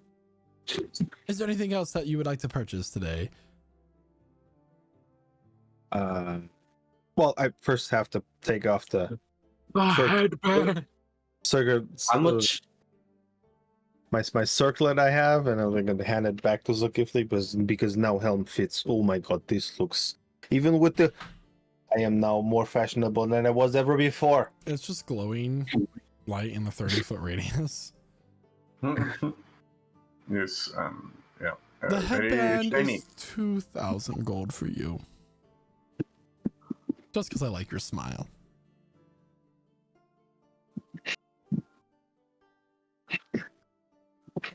He said that to you, Tora.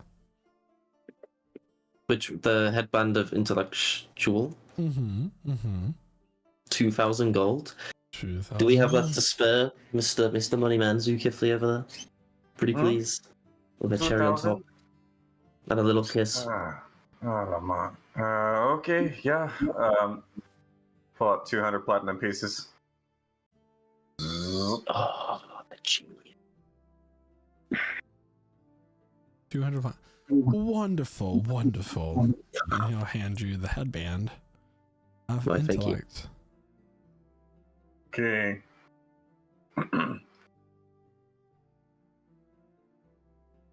So this is for who? This headband.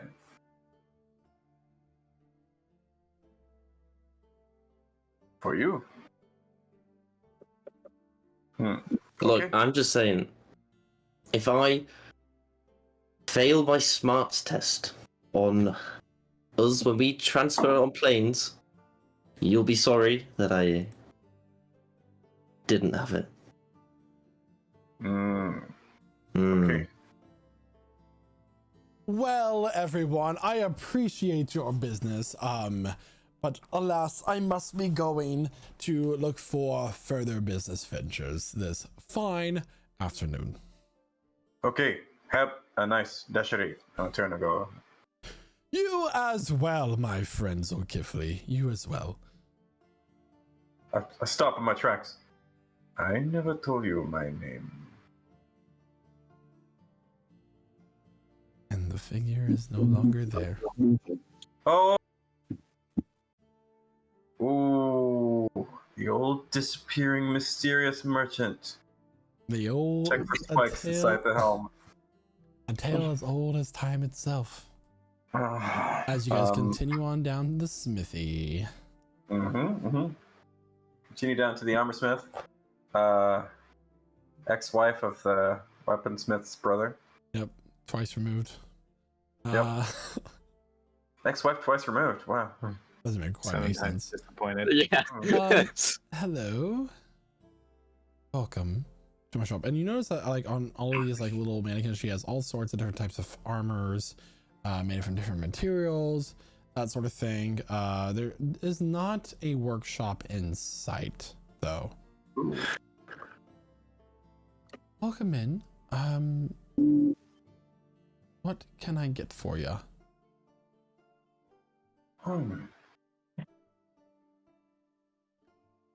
You're interested in your armor. Some of us have looking for something very light, something flexible. Yeah, so something we can move inside.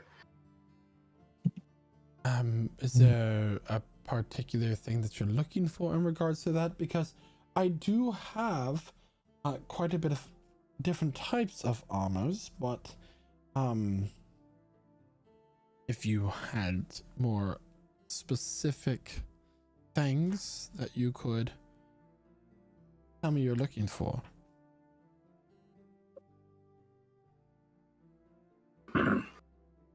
First, I'll let's see. Who was the one who wanted the most here? Just your first, Cormac. Cormac, you maybe want to go first? Sure.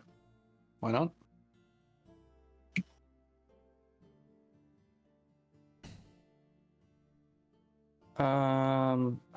What's that armor type we had talked about with Lyriana? The one that specialty made here.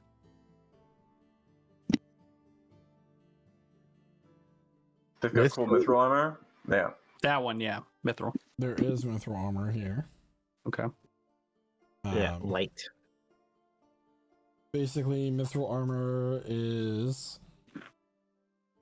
medium or heavy armor, and it does not oppose disadvantage on your stealth checks. It also does not have a strength requirement. So, the heavy armor is in fact uncommon, and it would cost for a set of the medium or heavy armor for mithril, because it doesn't offer a +1/+2 anything like that. It basically is heavy armor that does not give you a dex disadvantage. Would cost about 3,000 gold for the heavy, and for the medium, it would be about 2,000. Okay. So like half plate, breastplate, scale mail, chain shirt, all that. Yeah. Mhm. Okay. And it's also not. I mean, it doesn't matter if it's magical or not, but you know. Actually, it does. It can't be destroyed by like acids or anything like that. You know, I think I'll go with some mithril half plate if you have it. I do have it. That's a half plate's medium arm. That'll be 2,000 gold. All right. Might impact your proficiency as a rogue, though.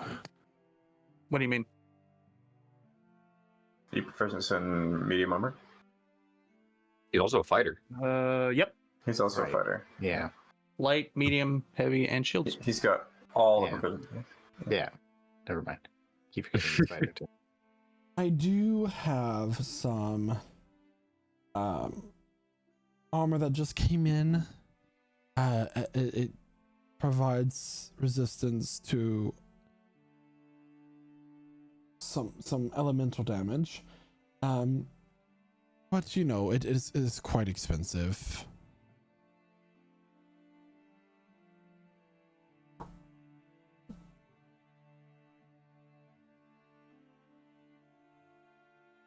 She'll hold up armor that seems to be made from black scales of some sort. This gives you resistance to acid damage and you know that sort of thing. It was made by the scales of a black dragon, young, easy to harvest, but quite durable.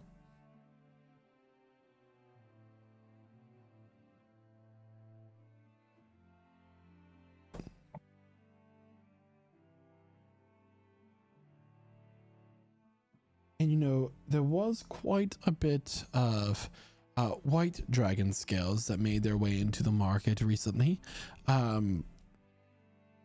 So we do have armor that gives resistance to cold damage as well. I wonder where that came from.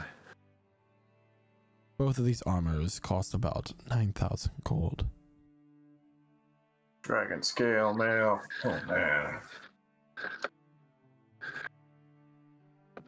So basically, in terms of like character sheet items, armor of resistance, we flavored it as it's made from the dragon scales of the armor that of the damage it's resistant to. So white dragon resistant to cold, black dragon resistant to acid.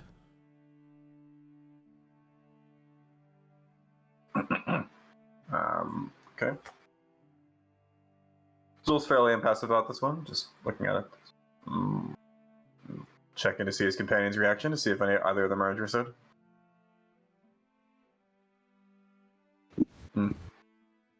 It is fashionable, but I do like the armor I've got from the other king. That is... I feel well fitted in more heavy type of style. I would say that and- you all are quite capable looking heroes, and I heard that the Seekers were in town. You wouldn't just so happen to be them, would you? We do. Well, if you are up to the challenge, there is a particular mineral located close by that is guarded by, we'll say, a variety of dangers. If you were to acquire this mineral for me, I would be able to make you a very, very powerful set of armor at a decent price that would challenge my skills as a master smith. I mean, we could do this if you gave us maybe just a little bit more information on the dangers we might be facing on this. Well, that's Quest. kind of the thing. I don't quite know. Just that whatever creature has made its way there. It's also a very hostile landscape. All sorts of noxious gases and acid pits and unstable land and things that exist there. But this armor could temporarily, according to my calculations, for a short amount of time, make you invulnerable to anything non-magical. And it would come at a very good price due to the harsh environments we'd have to travel through. Right, at the low price of 10,000 gold if you were to acquire the material for me.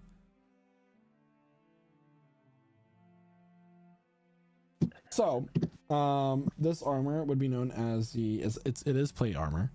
It would be known as the Armor of Invulnerability, which is technically a legendary magic weapon or magic item. You have resistance to non-magical damage while you wear this armor. Additionally, you can use an action to make yourself immune to non-magical damage for 10 minutes. Once a day. Damn. Every once a day. Whew.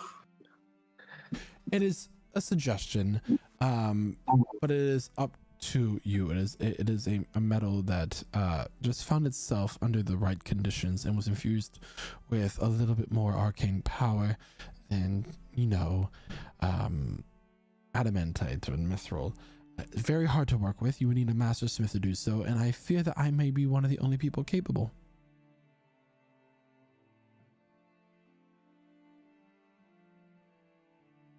This is interesting. Maybe we can help. What is the mineral? That is. And where do we find this? It is an arcane infused orichalcum, essentially.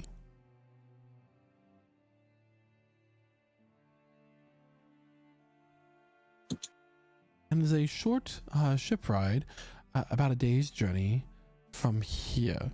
I could offer you the charts to access it, but I will say that it is very dangerous. Many people have died trying to get there, and since everybody has died that's gotten there, we don't have very many reports as to what the danger is. So you would be going in blind. Mm-hmm. Well, we have all died before. Some. Yeah, please don't say all. Oh, it'll happen. Niet. Okay, if you can show me your charts, maybe we can see. Wonderful. And she will go below a desk and open up a safe, pull out a very, very old star chart, and unroll it on the table. This chart cost me quite a bit of money.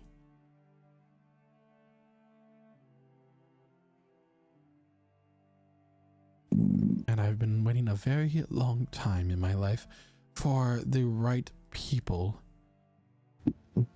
that I could send on their way to achieve such a task.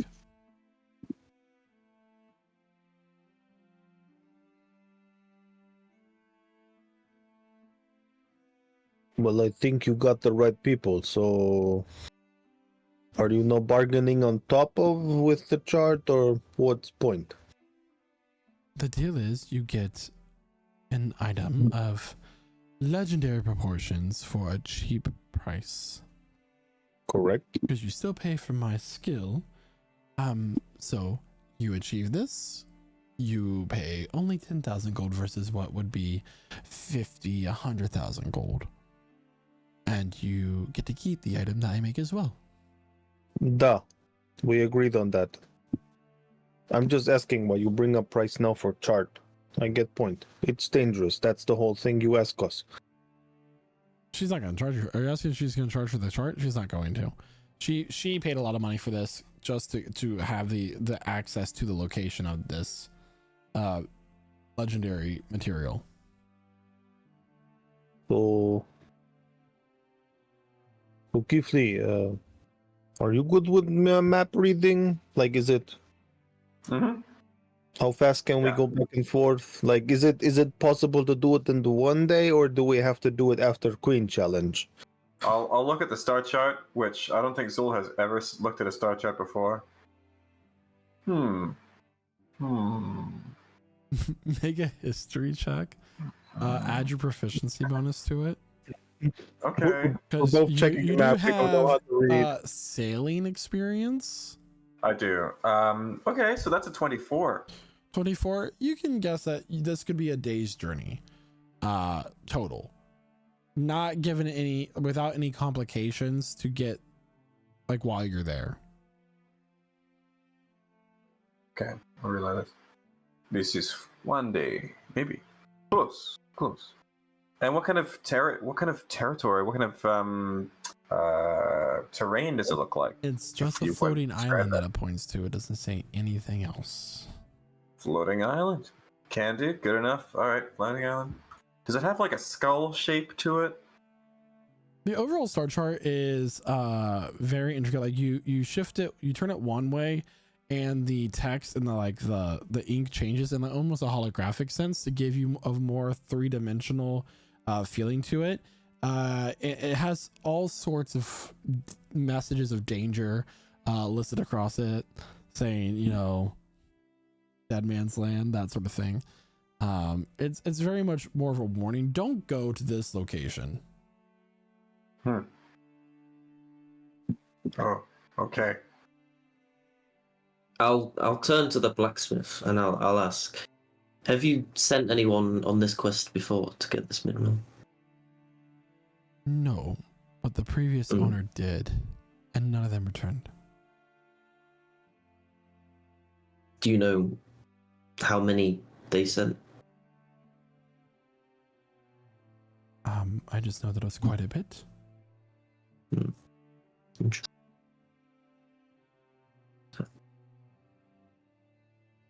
Well, We'll consider it, I think. we do have challenge coming up from Queen, so A warm up. Well, of course, if you don't think that you can do it, I understand. I could wait another 100 years. My shop is open throughout day and night, so by all Wait. means. Maybe 2 or 3 days. Very well. I just believe that this is a very nice challenge for me, and you could all benefit from such a piece given the circumstances of your journey. Meanwhile, back at the woodworker shop, you guys arrive back with the chest for reference. Oh, all right. Oh, Cadma, you really didn't help with that at all. I'm sorry. I think I pulled a muscle in one of my arms. It's a little sore. Okay. Mordecai wasn't helping either. I As can Mordecai. make this replica of a chest that you require. I would say for 100 gold pieces. All right.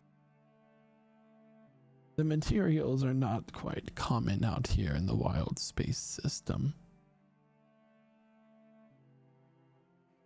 The gold isn't common, or the rich mahogany. The materials for the chest in general. Mm-hmm. All right. Well, Cadma, you have any gold on you? Mordecai, how much gold do you have on you? Oh, we're gonna get a bunch of gold. What the fuck? Mordecai's fully paying for it. Mordecai will get it back from the party funds after. Yeah. So carefully take 100 out of the party funds after. I owe you, Mordecai.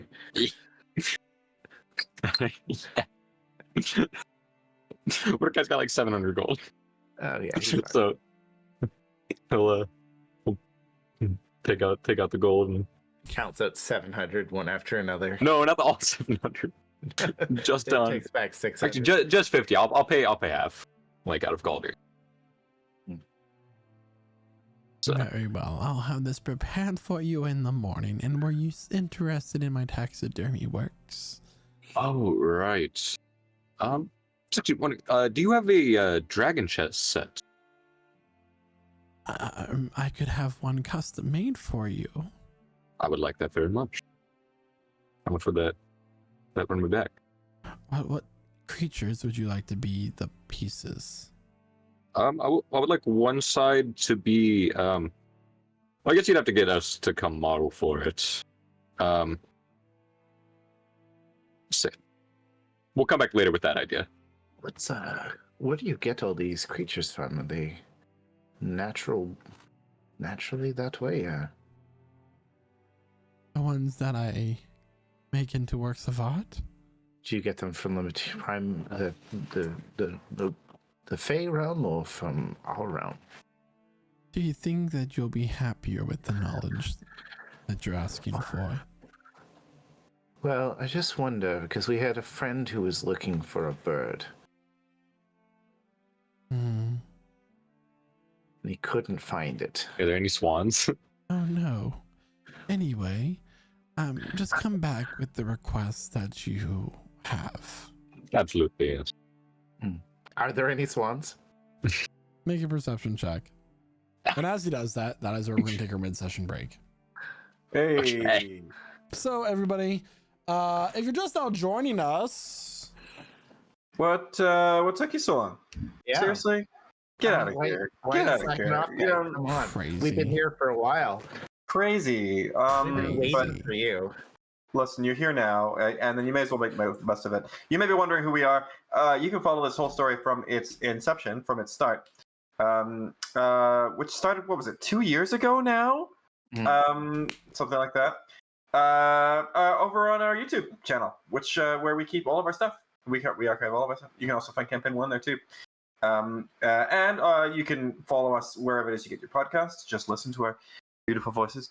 And if you happen to be listening to us on any of those mediums, come find us on Twitch sometime. We talk to you live. We do. Especially when we're not in the scene. We'll just be like, hey, meme. Meme. thank you so much there, Zolkifli, and everybody will be back here momentarily. Stick around.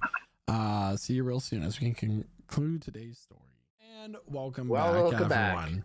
So, as the party is sitting in the smithy, Mordecai, Galder, and Casimir find them and walk in as well. Oh. That's so much walking already. Yeah, that chest was very heavy. You wouldn't know. I listed so many things. So what's up? What are you guys buying? I got a new helmet. Oh, you did? Oh my... That's just brilliant. Yeah. Duh. I wonder, is that fire resistant? That is true too. Make an Arcana check there, Casimir. Just so you have a reason to say such things. Natural 1. Look at that, Casimir. Go stand in the corner. It looks water. It actually looks water resistant, which isn't a real thing, but it looks like it. These runes are interesting. These suggest... He looks at his notes for a second. That doesn't make any sense. And honestly, I think I'm still messed up by all this weirdness. What do you mean weirdness? I love this place. This place is dangerous and wonderful. We haven't gone anywhere where it's not dangerous, so I agree on the wonderful part. Okay. Makes a strong point.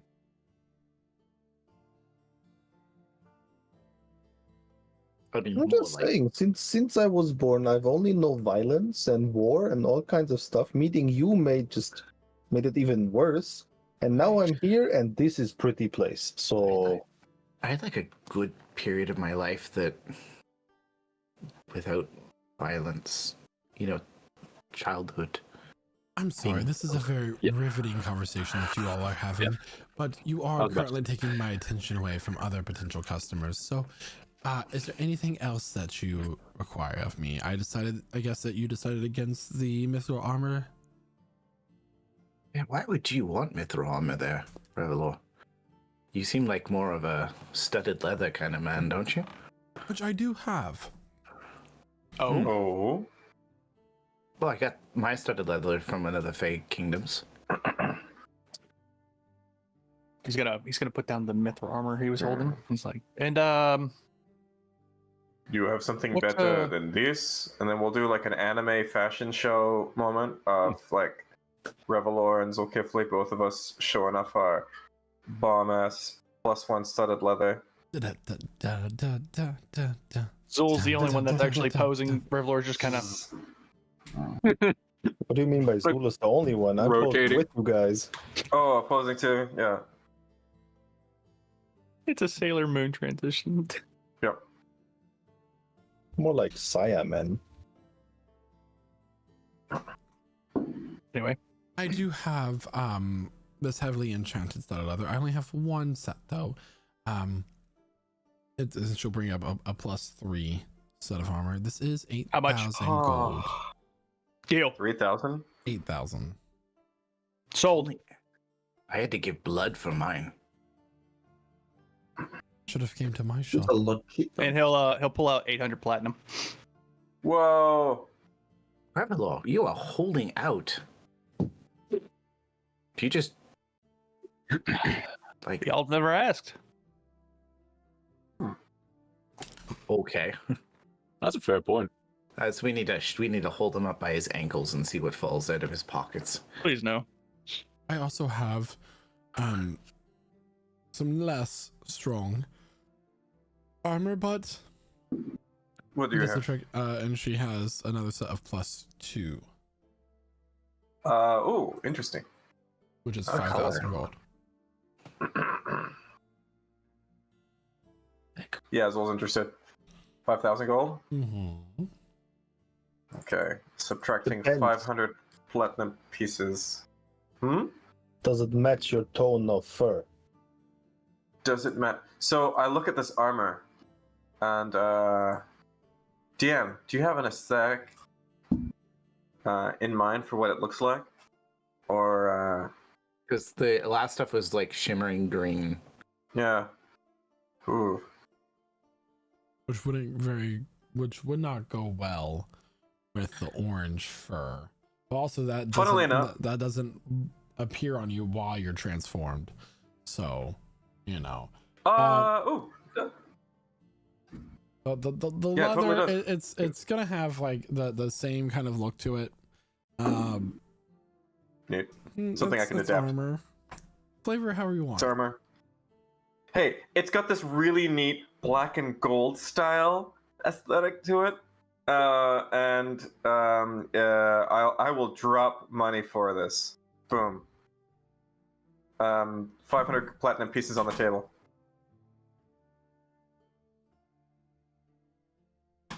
Okay. So everyone found what they're looking for. I actually I have a request for all of you. If Mhm. we're done here. Revelor is gonna take his old armor and put it up. He's like, and how much would you be willing to give me for this? Simply so I don't have to carry it around in my bag. What type of armor is it? Instead of leather +1. Do any She'll of offer us- you 800 gold for it. Okay. Or, well, Did you say that again, DM? hold off on 800 that. gold. Hold off on that. Let me ask my other party members first if they want it. Yeah, I'll wear your sweaty clothing, Revelor. Give it here. Hey, this is a. Which is so filthy this about is, it. This is only. This is there's. Presses Hey, a first dictation off- on it. It's now Tor, clear. you go. Tor takes it. Oh, okay. Oh, Okay. Oh, it smells of dead uncles. Mm. Cat's hair does clean it with prestidigitation, so now it's just like clean and Revelor shoots Tora. PvP I time. flame warp out before he shoots me. No shot. That was an actual nat 20. Oh, Revelor's dead. Oh. No, Tora's dead. Everyone's dead. We're all What's happening? What do we? Happening? Yeah, Bring it back, guys. Okay. Is this happening or is this a joke? That was a joke, but I rolled anyway, and holy fuck. Wasted a natural 20, man. God Roll damn for it. damage. I want to see what you got. Let's just see No. numbers. No, Continue no. on. Okay, I give the +1 to Tora. Thank Now, you.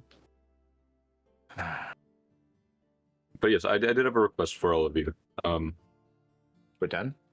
Anyone? If anyone else want to buy anything? we got another request from her, the smith, for making Okay. heavy Well- kind of armor, and I was actually thinking of you. Let's move on from her Alright. shop so that she can, we can come back to that. with her marvelous wares, serve her other customers and not take up space. Of course, Right. of course. Correct. So you two walk out. So how would you all feel about being models? What? Da. Casimir, you were there. I didn't. I'm completely spaced out. Sorry. What? When I asked for the dragon chest set. and- Right. yes. I didn't realize you meant us. Yes, us. Have us on one side and members of the coven and other enemies that we have faced on the other side. Can we get We references merchandise of some of our other friends as well? Absolutely, yes. Because obviously I haven't met very many of them, except for who's here. But if you want to give her descriptions, then by all means. Yes, because I know who the queen should be. Well, I mean, there's 7 of us, and you need at least 16. Who would be the other 11? I mean, 9. I did the math backwards. Well, Yeah, the pawns can just be like normal, but I'm talking about just like the actual like different pieces. Like I was thinking like Pudak could be the rook, or okay. you know. Can I be the queen? God damn I it. was thinking Astra should be the queen, but Oh, that's very fitting, actually. Maybe not. I am more of a knight type, but okay. Mm. Okay. But I'm totally on board. Like You're- triple down. You're built like a castle, though. Yeah, that was my kind of train of thought there. Is you are built like a castle. You're a big dude, all right? We know this. Yes. But just from my educational standpoint and from whatever I've learned, I'm probably the only knight here.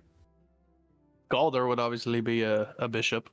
Yeah, I was thinking me and Casimir as bishops. Yeah, I was gonna say, yeah, we have to have a talk about what knighthood means sometimes, because I was like, Okay, I know you Casimir is do. also a knight, right? But You too, because we served in the same army. I'm getting, but everybody else, come on. but well, we're thinking of using former party members. I believe I heard Quasar was also a knight, correct? he was. Who's Never Quasar? met. Yeah. Okay. Well, let's go and tell her what we need to tell her. Anyone able to draw? Probably not very good at it, but I You could mean- try. I could give it a go.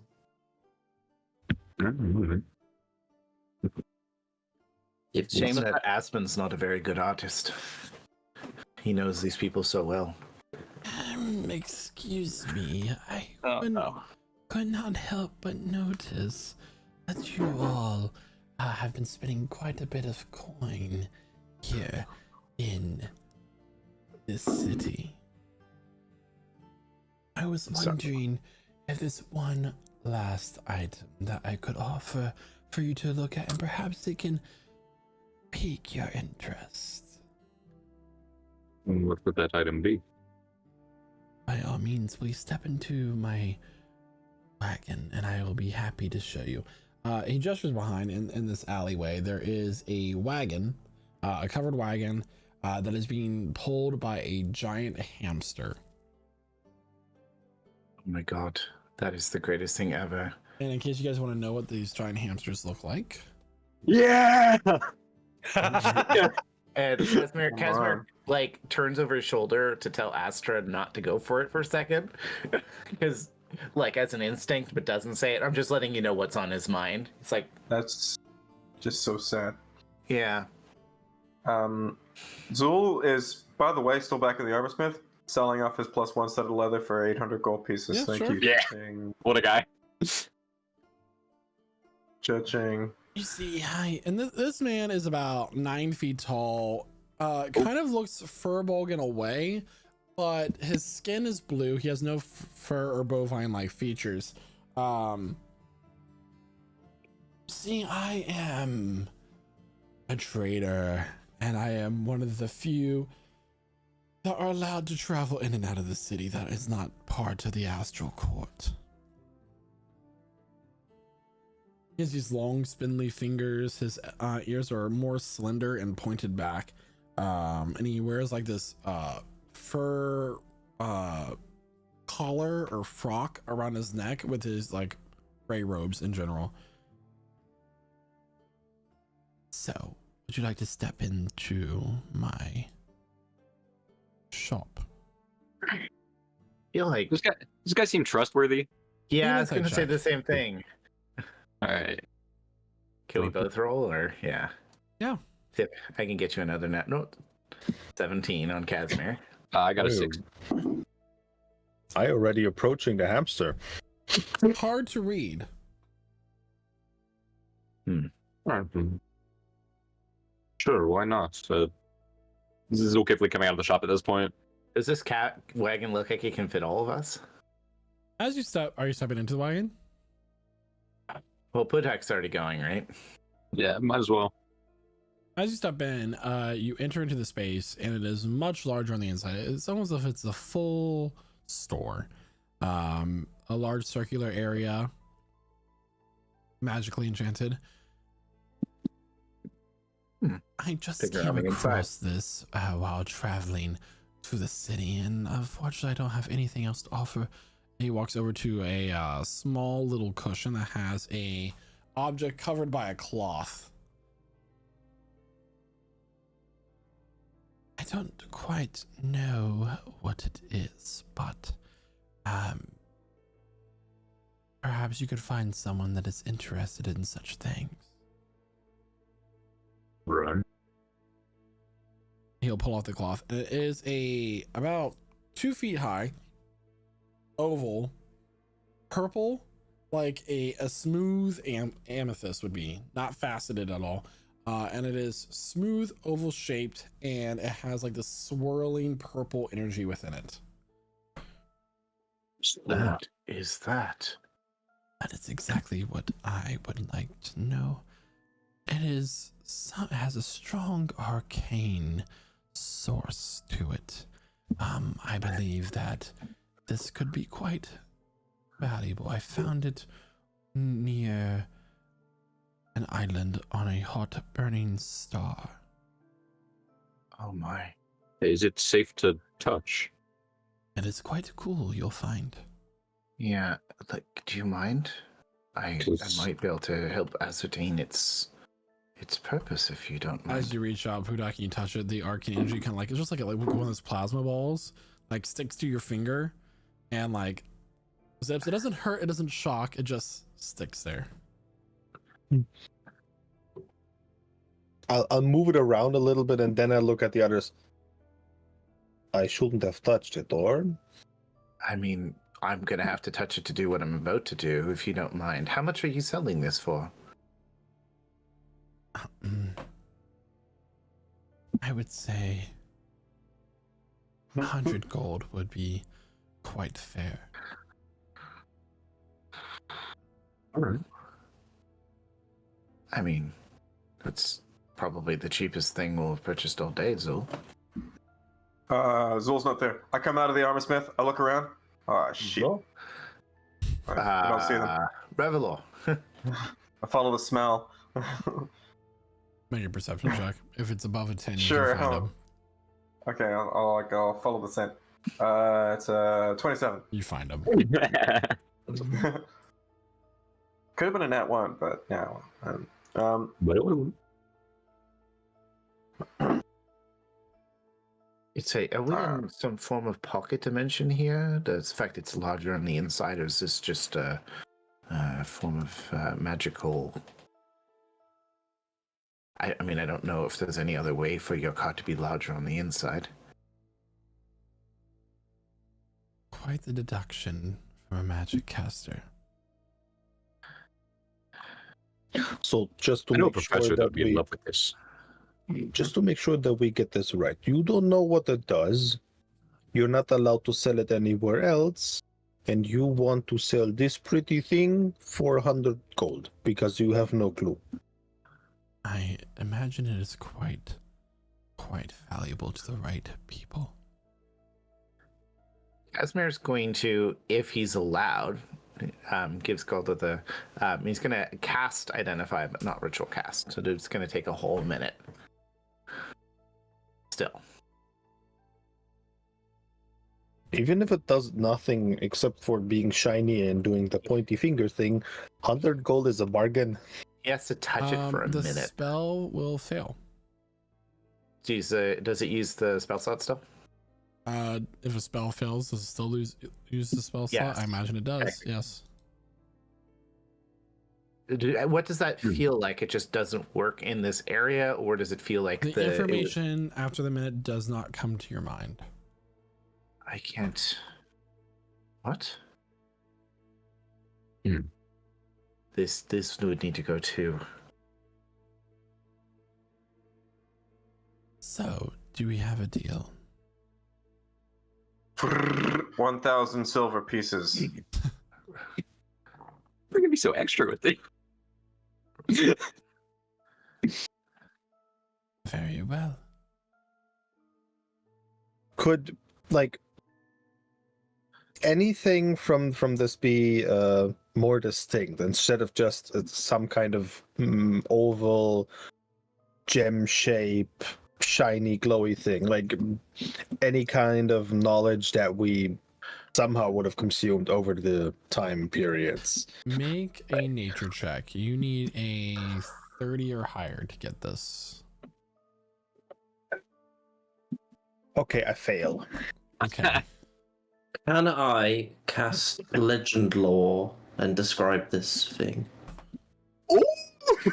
Let me read legend lore first. Oh shit! Read it.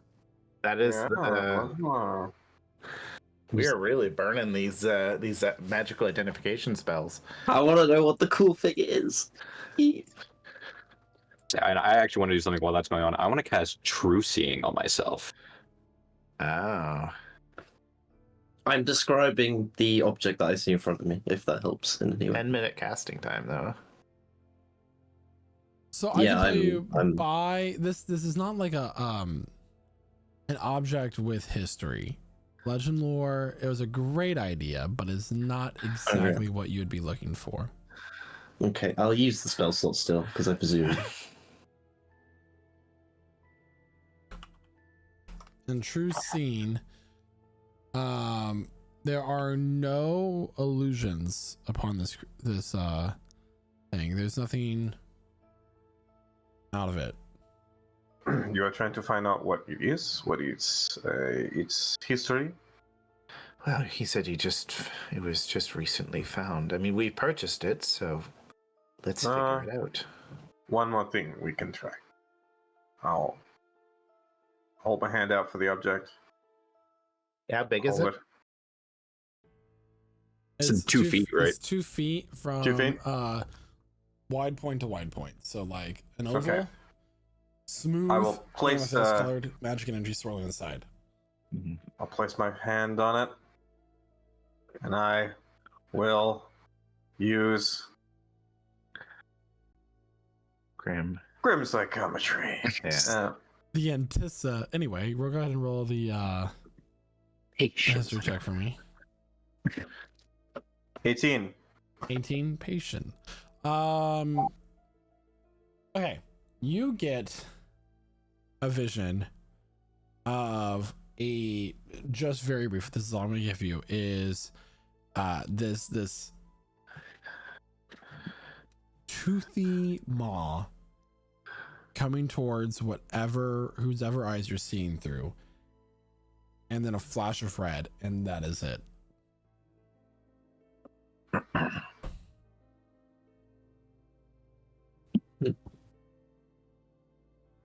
Look down at the object.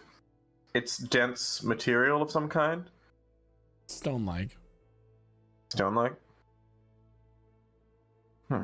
Lumpy in some ways, or completely even.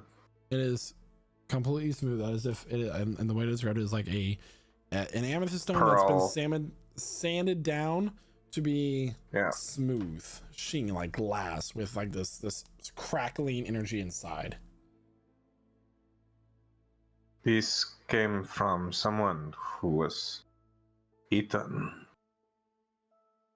Big thing, big monster, big teeth.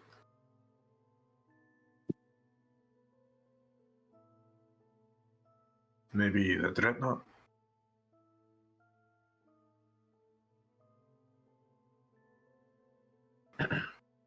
This is all I saw. Does this swirling arcane energy, does it seem more like spell energy, or does it seem like innate magical energy? Like, That's an interesting question because, like, how would you be able to discern the difference if energy is energy? Make an Arcana check. The DC will be high on this. okay, I'm gonna give myself guidance on this. I will tell you guys for future reference. You're like, oh hey, just know that the H check is 30. A lot of your DCs for this item in particular are going to be high. Very high. You know, this is an object that most of you, in fact, all of you, would not have any information on at all. All right, 18. You do not know anything about this.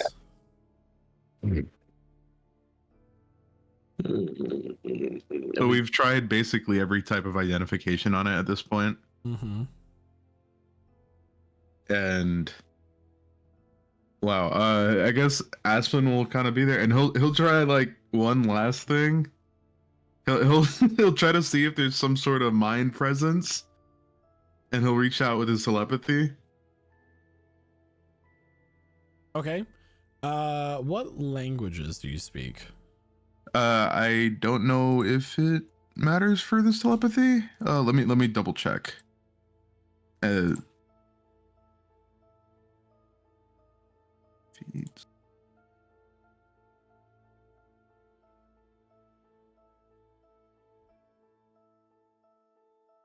Okay. So you don't yeah, need to share a language technically, I guess. I think I do for mine. Yeah, for mine I do need to. Okay. For mine, so, I don't. So what languages do you need? I have Druidic, Elvish, Giant, Primordial, Sylvan. Okay. The word cold comes to your mind. So there is some sort of presence there. Some sort of mental presence, yes.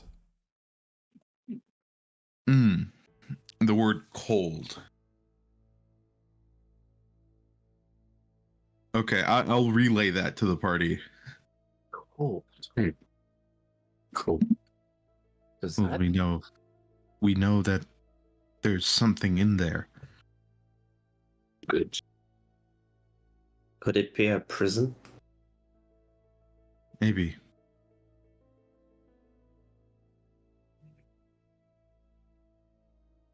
I'll just knock, like No, we not we that have- breaking knock, just knock.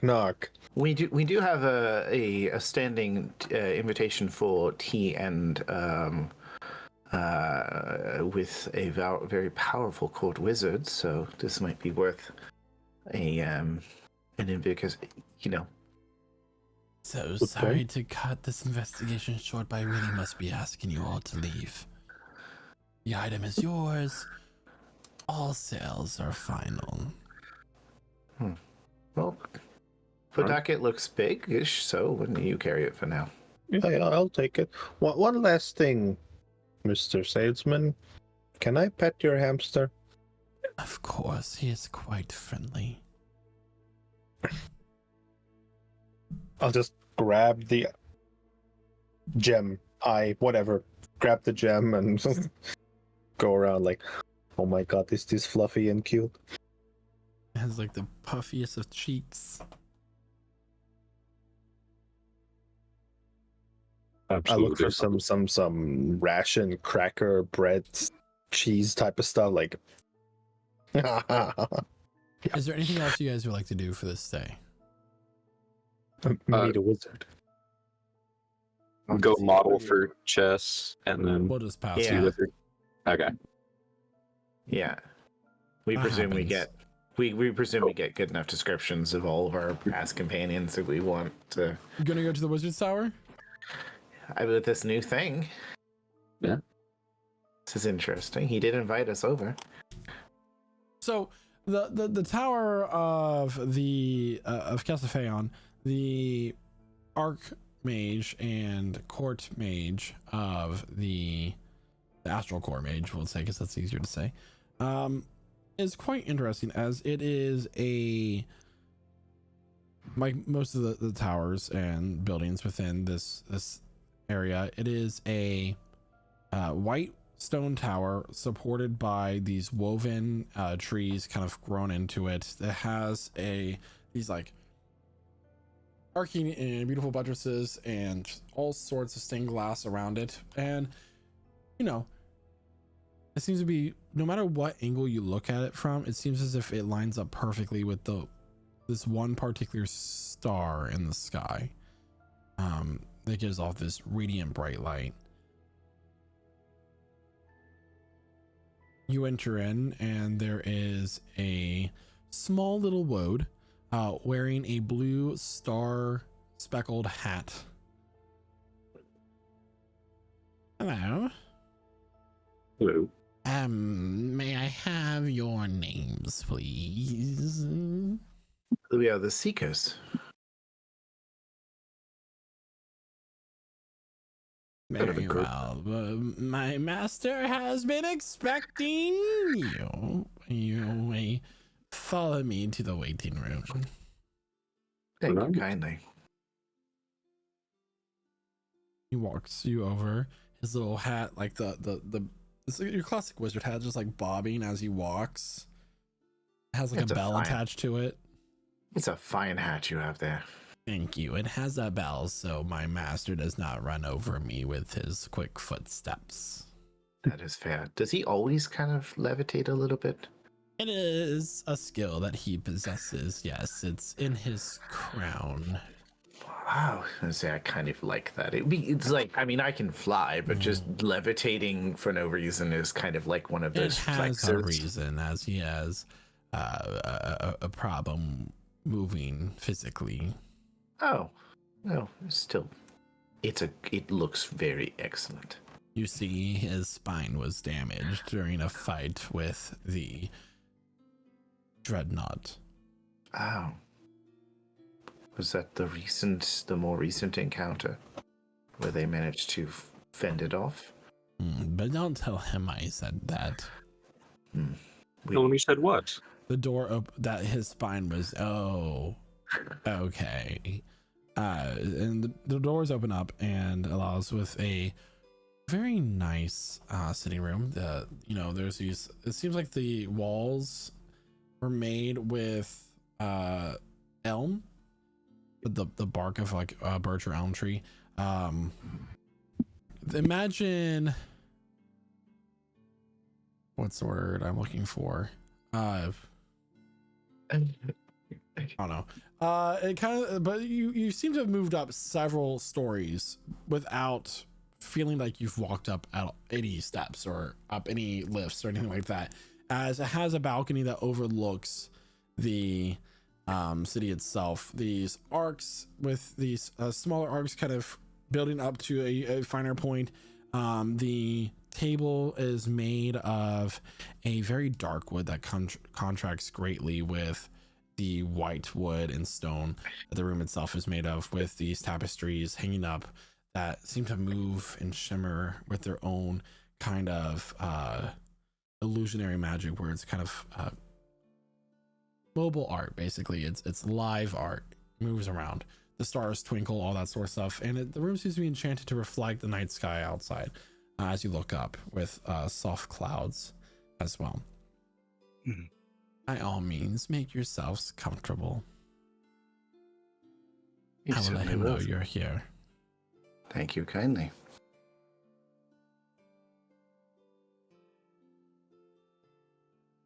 If you would walk up to the table, the chairs would scoot out automatically for you. They are cushioned, and as you go to sit down, they scoot back in. Any paintings on the walls? There are paintings, and they seem to be watching you as you are about the room, or at least acknowledge that you're there. They seem to, like I said, they do seem to be live. They are moving. Esmerd is like moving his finger back and forth to see if its eyes track. There is a statue in the room made of this kind of white stone, but as you look at it, it begins to turn more silver or metallic as a automaton comes to life and steps down from the plinth, its footsteps clanging on the ground as it does so. Hello, good sir. I am Bertrand the Fourth. A pleasure to meet your acquaintance. Is there anything that you might desire that I could bring to you while you wait for the master?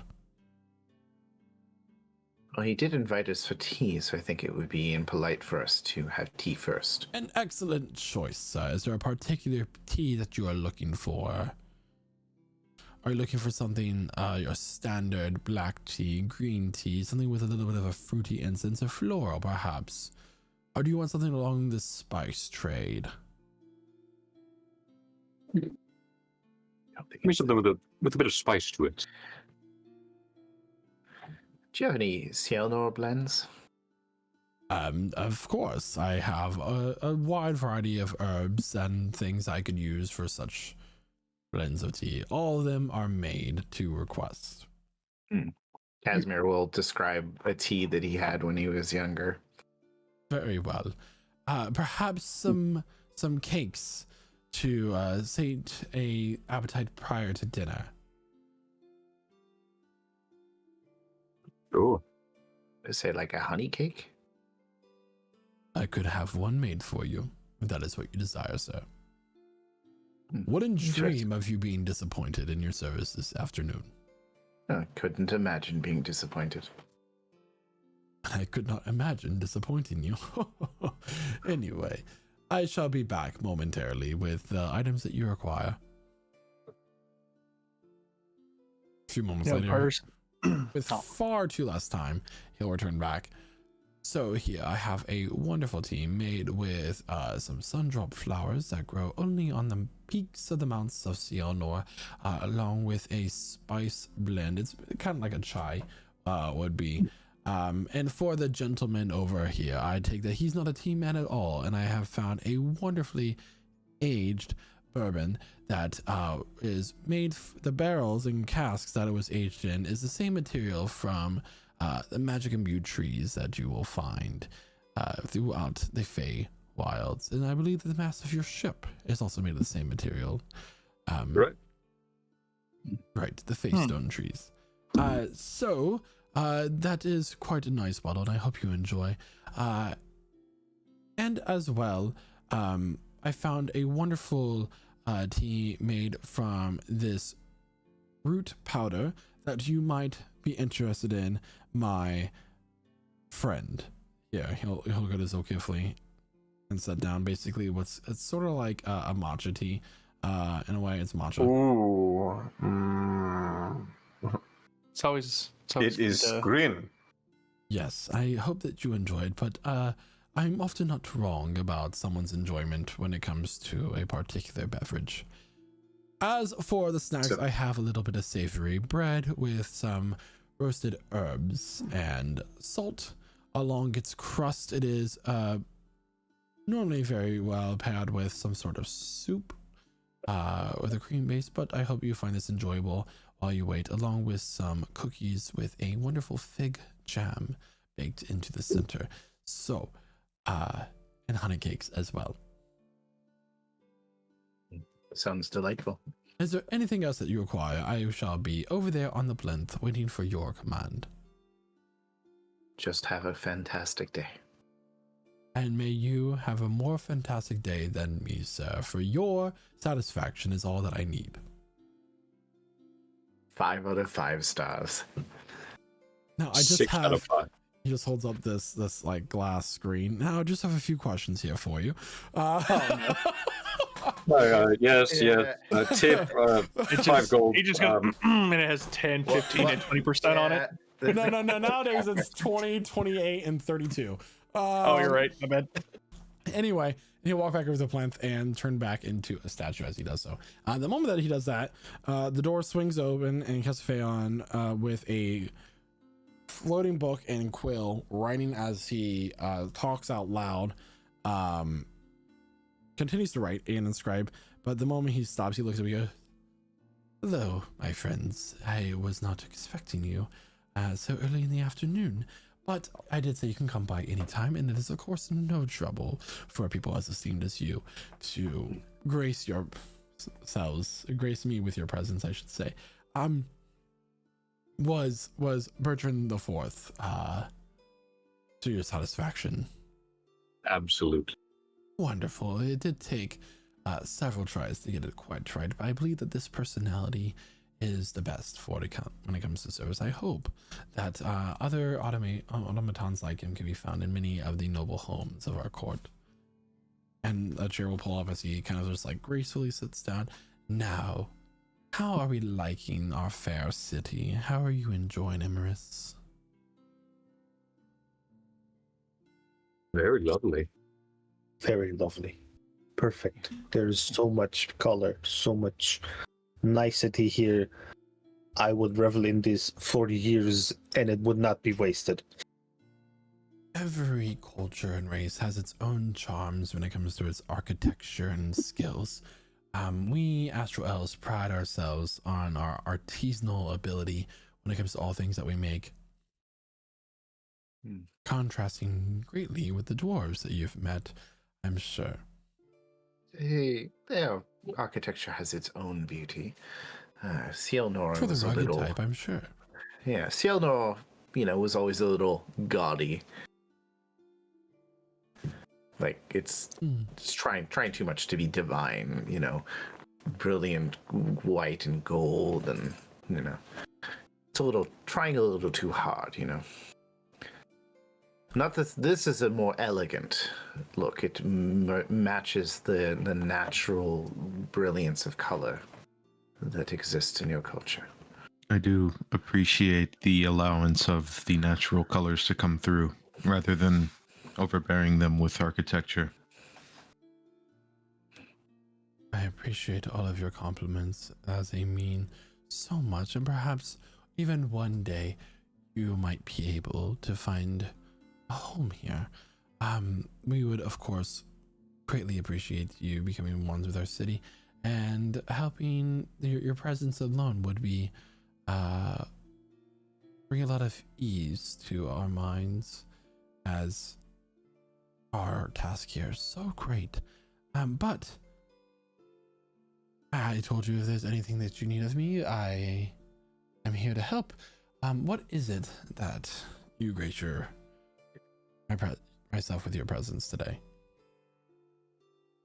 I'm still holding the gem thing, so. And where did you find something like that? A shopkeeper with a giant hamster pulling a wagon. Oh. Yes, it seems to be that Very tall man, blue skin. It was a demi-plane Mm-hmm. in and of itself. The problem with it is that none of us have been able to identify anything about it.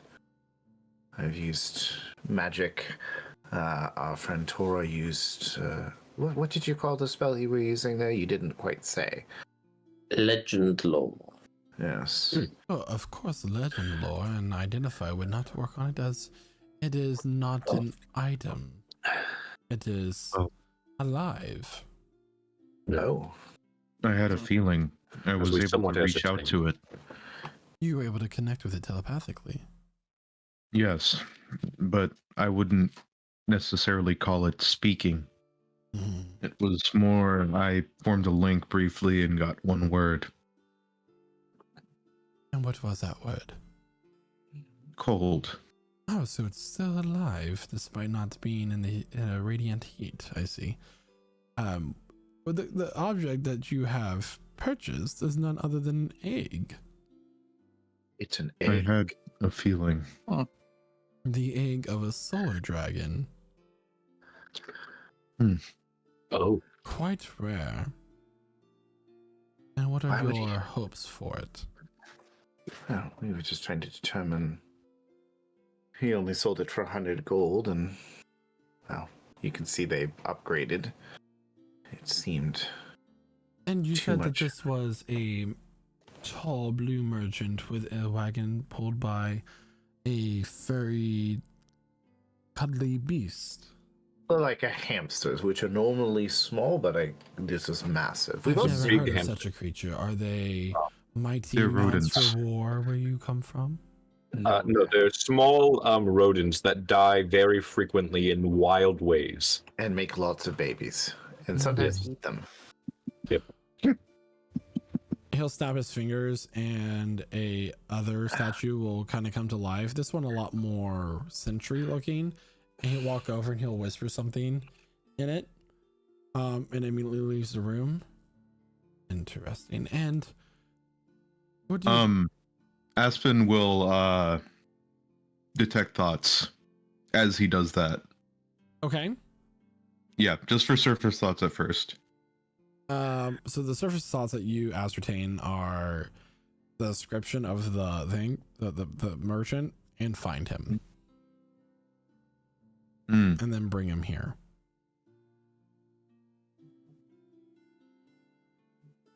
Well, Okay. are you hoping to use this for some sort of experimentation? Are you hoping to hatch the creature? Are you wanting to get rid of it? I feel like we should hatch it. I don't know about you all, but from what you told me about your experience with that dragon before I came back, I'm not sure having a dragon's egg is a good thing. Especially not one of a solar dragon. Do we know what a solar dragon is? Make a nature check. We have met one dragon. He was 11. quite nice. 11. You can imagine you've met a lunar dragon before. You can imagine that it's the opposite in Hmm. some ways. I say it's strange. I don't think I've read much about. We've met lunar dragons, but a solar dragon. I mean, what would? I don't know if they're of their nature, but I presume this was stolen from its. He said it was found near a. Was it a star? He did say that. So did they Hmm. steal this from? I its mother? imagine that its mother would not get allowed to go so freely. Perhaps the creature was slain. Maybe. I presume they're natural to this realm and not ours. They are born in the heart of stars most often. So, Fierce every- creatures. But generally they are their own mind. They don't actively seek destruction. So it being outside of a star and its egg means it's cold. Hmm. Right. Perhaps the helm, or the engine of your ship could provide the energy that it needs to stay warm until you find a suitable place to hatch it. If that is indeed your goal, I'm sure anyone who wishes to try to harness its innate magic ability, or study it, we'll say for a friendlier term, would be interested in having it if you're wanting to sell it. I presume that the shopkeeper's urgency to sell it does suggest that there's some risk in keeping it. Indeed. I was going to ask, is the presence of said shopkeep not concerning? I This seems like a very exclusive location to be in. have my own sentinels looking for him as we speak. And what do you plan to do? The same that we do with all people who wish to harm the city or bring very harmful things into it. You know, look at Zolkifli. And Zolkifli, in your mind, you're going to hear that sword that we got at the night market. Do we mention that to you? Understood. I think I know what you mean. The the many-eyed creature back at the night market was slain for, I believe, possessing things related to your people that were not supposed to be. But I could see how seriously you take that here. Indeed. The safety of your people. It is of the It's a- utmost importance. What would you suggest the best outcome would be? As I say, we are visitors here and we don't wish to cause any difficulties. We're here to accomplish our goal without harming anyone. Well, I think that this would be an opportunity for you all. I understand that you do not wish to harm the city, or you did not willingly bring this into the city. I don't either. Of course, we would prefer that it is not here. Mhm. And I would say that the best solution would be, and as he says this, the doors swing open and two sentinels walk in. Well, and they're dragging in a very bloodied and beaten merchant. Mm-hmm. That was quick. They Fast. are quite efficient. They do have the capability to sort of like Misty step throughout the city. I did take some inspiration from these other automatons I came across once in my journey. But anyway, I if you think don't- I know which ones you mean. I will be taking care of this situation myself. Please excuse me. Is there anything else that you need of me before I go? Just, I understand you're handling this, but we are potentially facing off against the Dreadnought, and just wondering if we should have to. Are there any tips you would have about this entity, about how we face it better?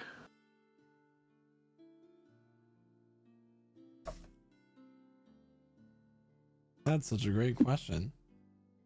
And out of curiosity, what are you gonna do to this merchant now?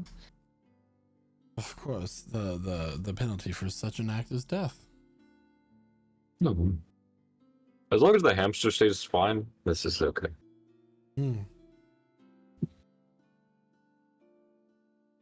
Okay.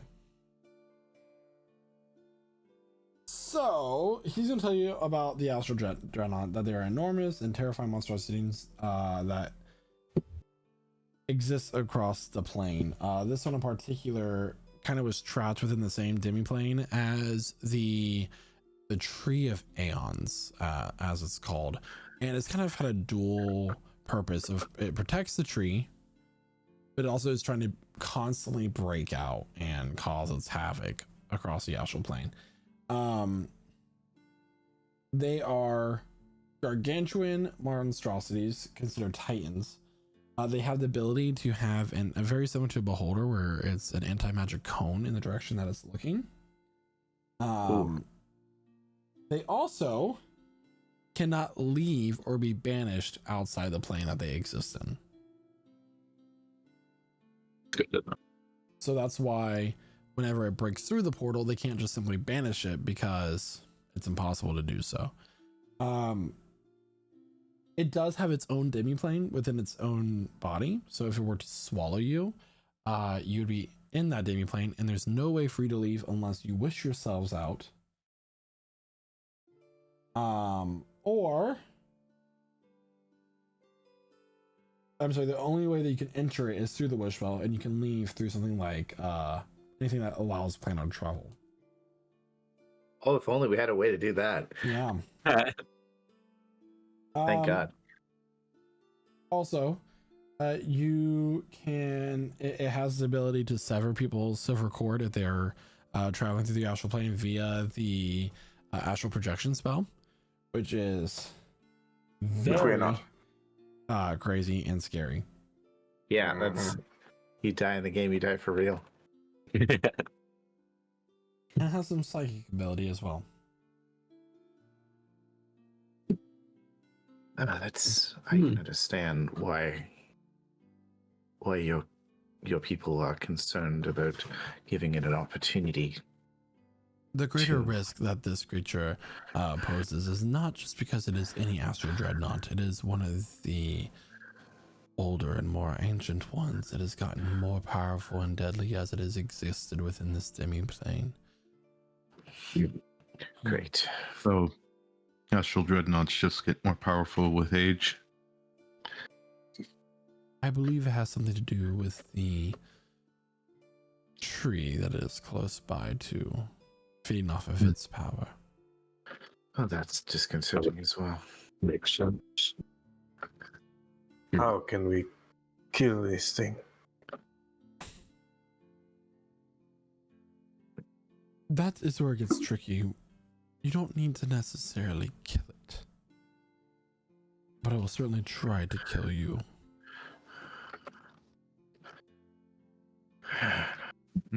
I assume it serves its purpose, as dangerous as it is. Although one could argue that with its presence no longer there, we could find another suitable protector for the tree. One Like that's a more solar dragon? controllable. Perhaps. So your people brought that dreadnought there to defend the tree, or someone did?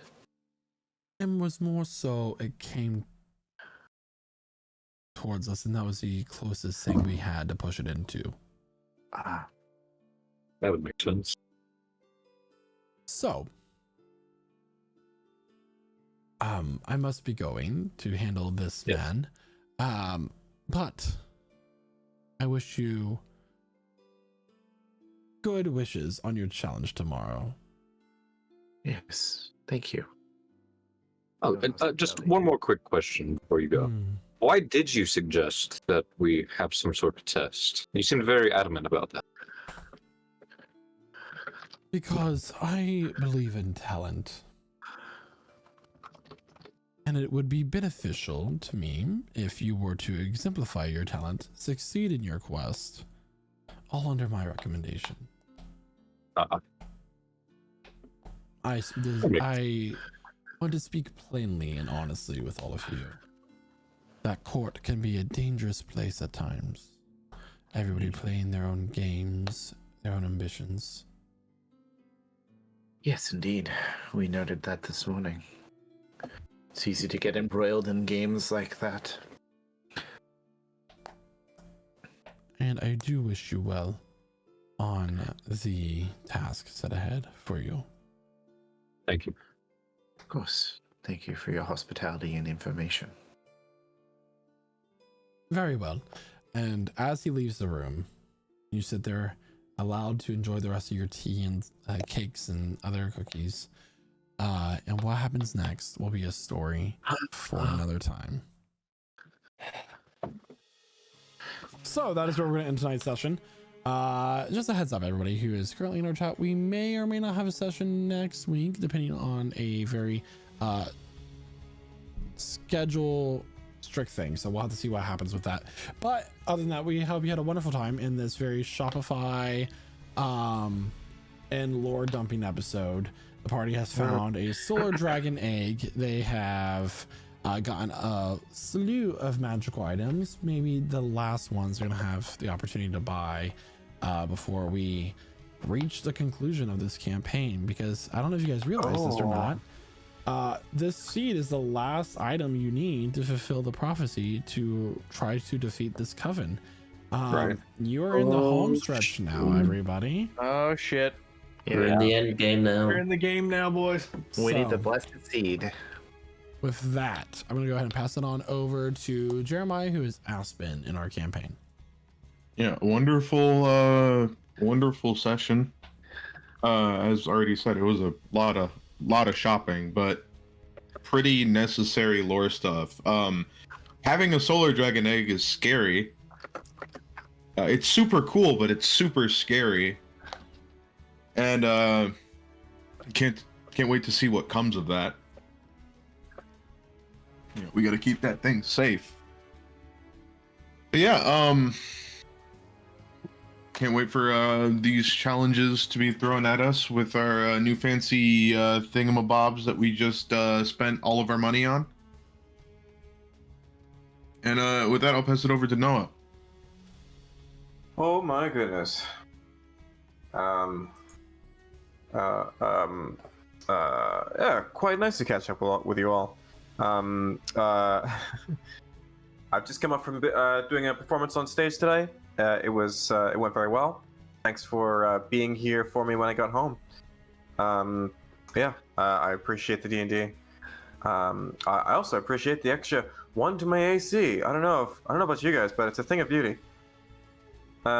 Truly. And with that, I'm going to pass it over to our resident gunslinger, who's even more AC-ified, Mr. Revelor. And you can't spell Revel without Revelor. That's me. Thank you so much, Noah. Yeah, great little great little shopping sesh we had there tonight. Great little bit of lore dump as well. As always, we always need a little break from combat at time to time to catch up on what's the inner workings of the story. Speaking of inner workings of story, this is a great one. And of course, it was put together for us by none other than our amazing DM, Michael. But of course, what's a story without its players? So, thank you to our wonderful players for bringing said story to life. And of course, thank you to everyone in chat tonight who was chatting it up. And yeah, that's all I got. So, Guy, why don't you take it away? Thank you. The only downside to a shopping episode is the stronger you get, the harder the monsters are going to hit. That's what I'm hoping for. But honestly, yeah, and I say nice to see the role play. Always little interesting things. It's always funny. We always say, "Be careful with the Fae," and then we always blow it in all the ways that Casimir. You blowing it? Yeah, he's like, "Kids, don't do this thing," and he's like, "Oh, never mind, I'll screw up myself." Great episode. Really looking forward to seeing what this challenge is. I think that it's going to be potentially a very intense session, unless it is a spelling bee on the names of the gods and characters and NPCs that we have met to this point, in which case we are screwed and we're not making on to our next challenge. All right. With that joke out of the way, I'm going to pass it on to our wonderful gem, Dragonborn. Freaking solar dragon, guys. Galder. That's crazy. A dragonborn raising a real dragon, unheard of. Yeah. But very very very fun session. We're gonna have a new chess set model after us. So that's always very hype. Secret chess. Maybe secret chess. Yeah. Now after we have this first one made, we can franchise it. Oh, the pawn should be the keeper. Merchandising. The pawn should be the keepers. So real. But yeah, very very fun session. I always like expanding spell slots during like non-combat or non-super intensive sessions, because it's like we could go just throw out like 6 level spells right now. Why not? But yeah, I'm gonna pass it on to who do I pass it on to? Caleb's not here. Pass it on to Killian, who plays Pudak. Yeah, I had a lot of fun today too, from the party to all the different kinds of NPCs, voices, shopkeepers, merchants, great names, great people, great town. I have a super feeling for this. We've been invited to come back and stay. If I survive, I have a plan. And looking forward to engaging with the dangerous part that's coming up ahead. So Pudak's retirement plan right here. Yeah. And I'll give it over to Josh. Ooh. I don't have a lot to say. I've had a really good fun session.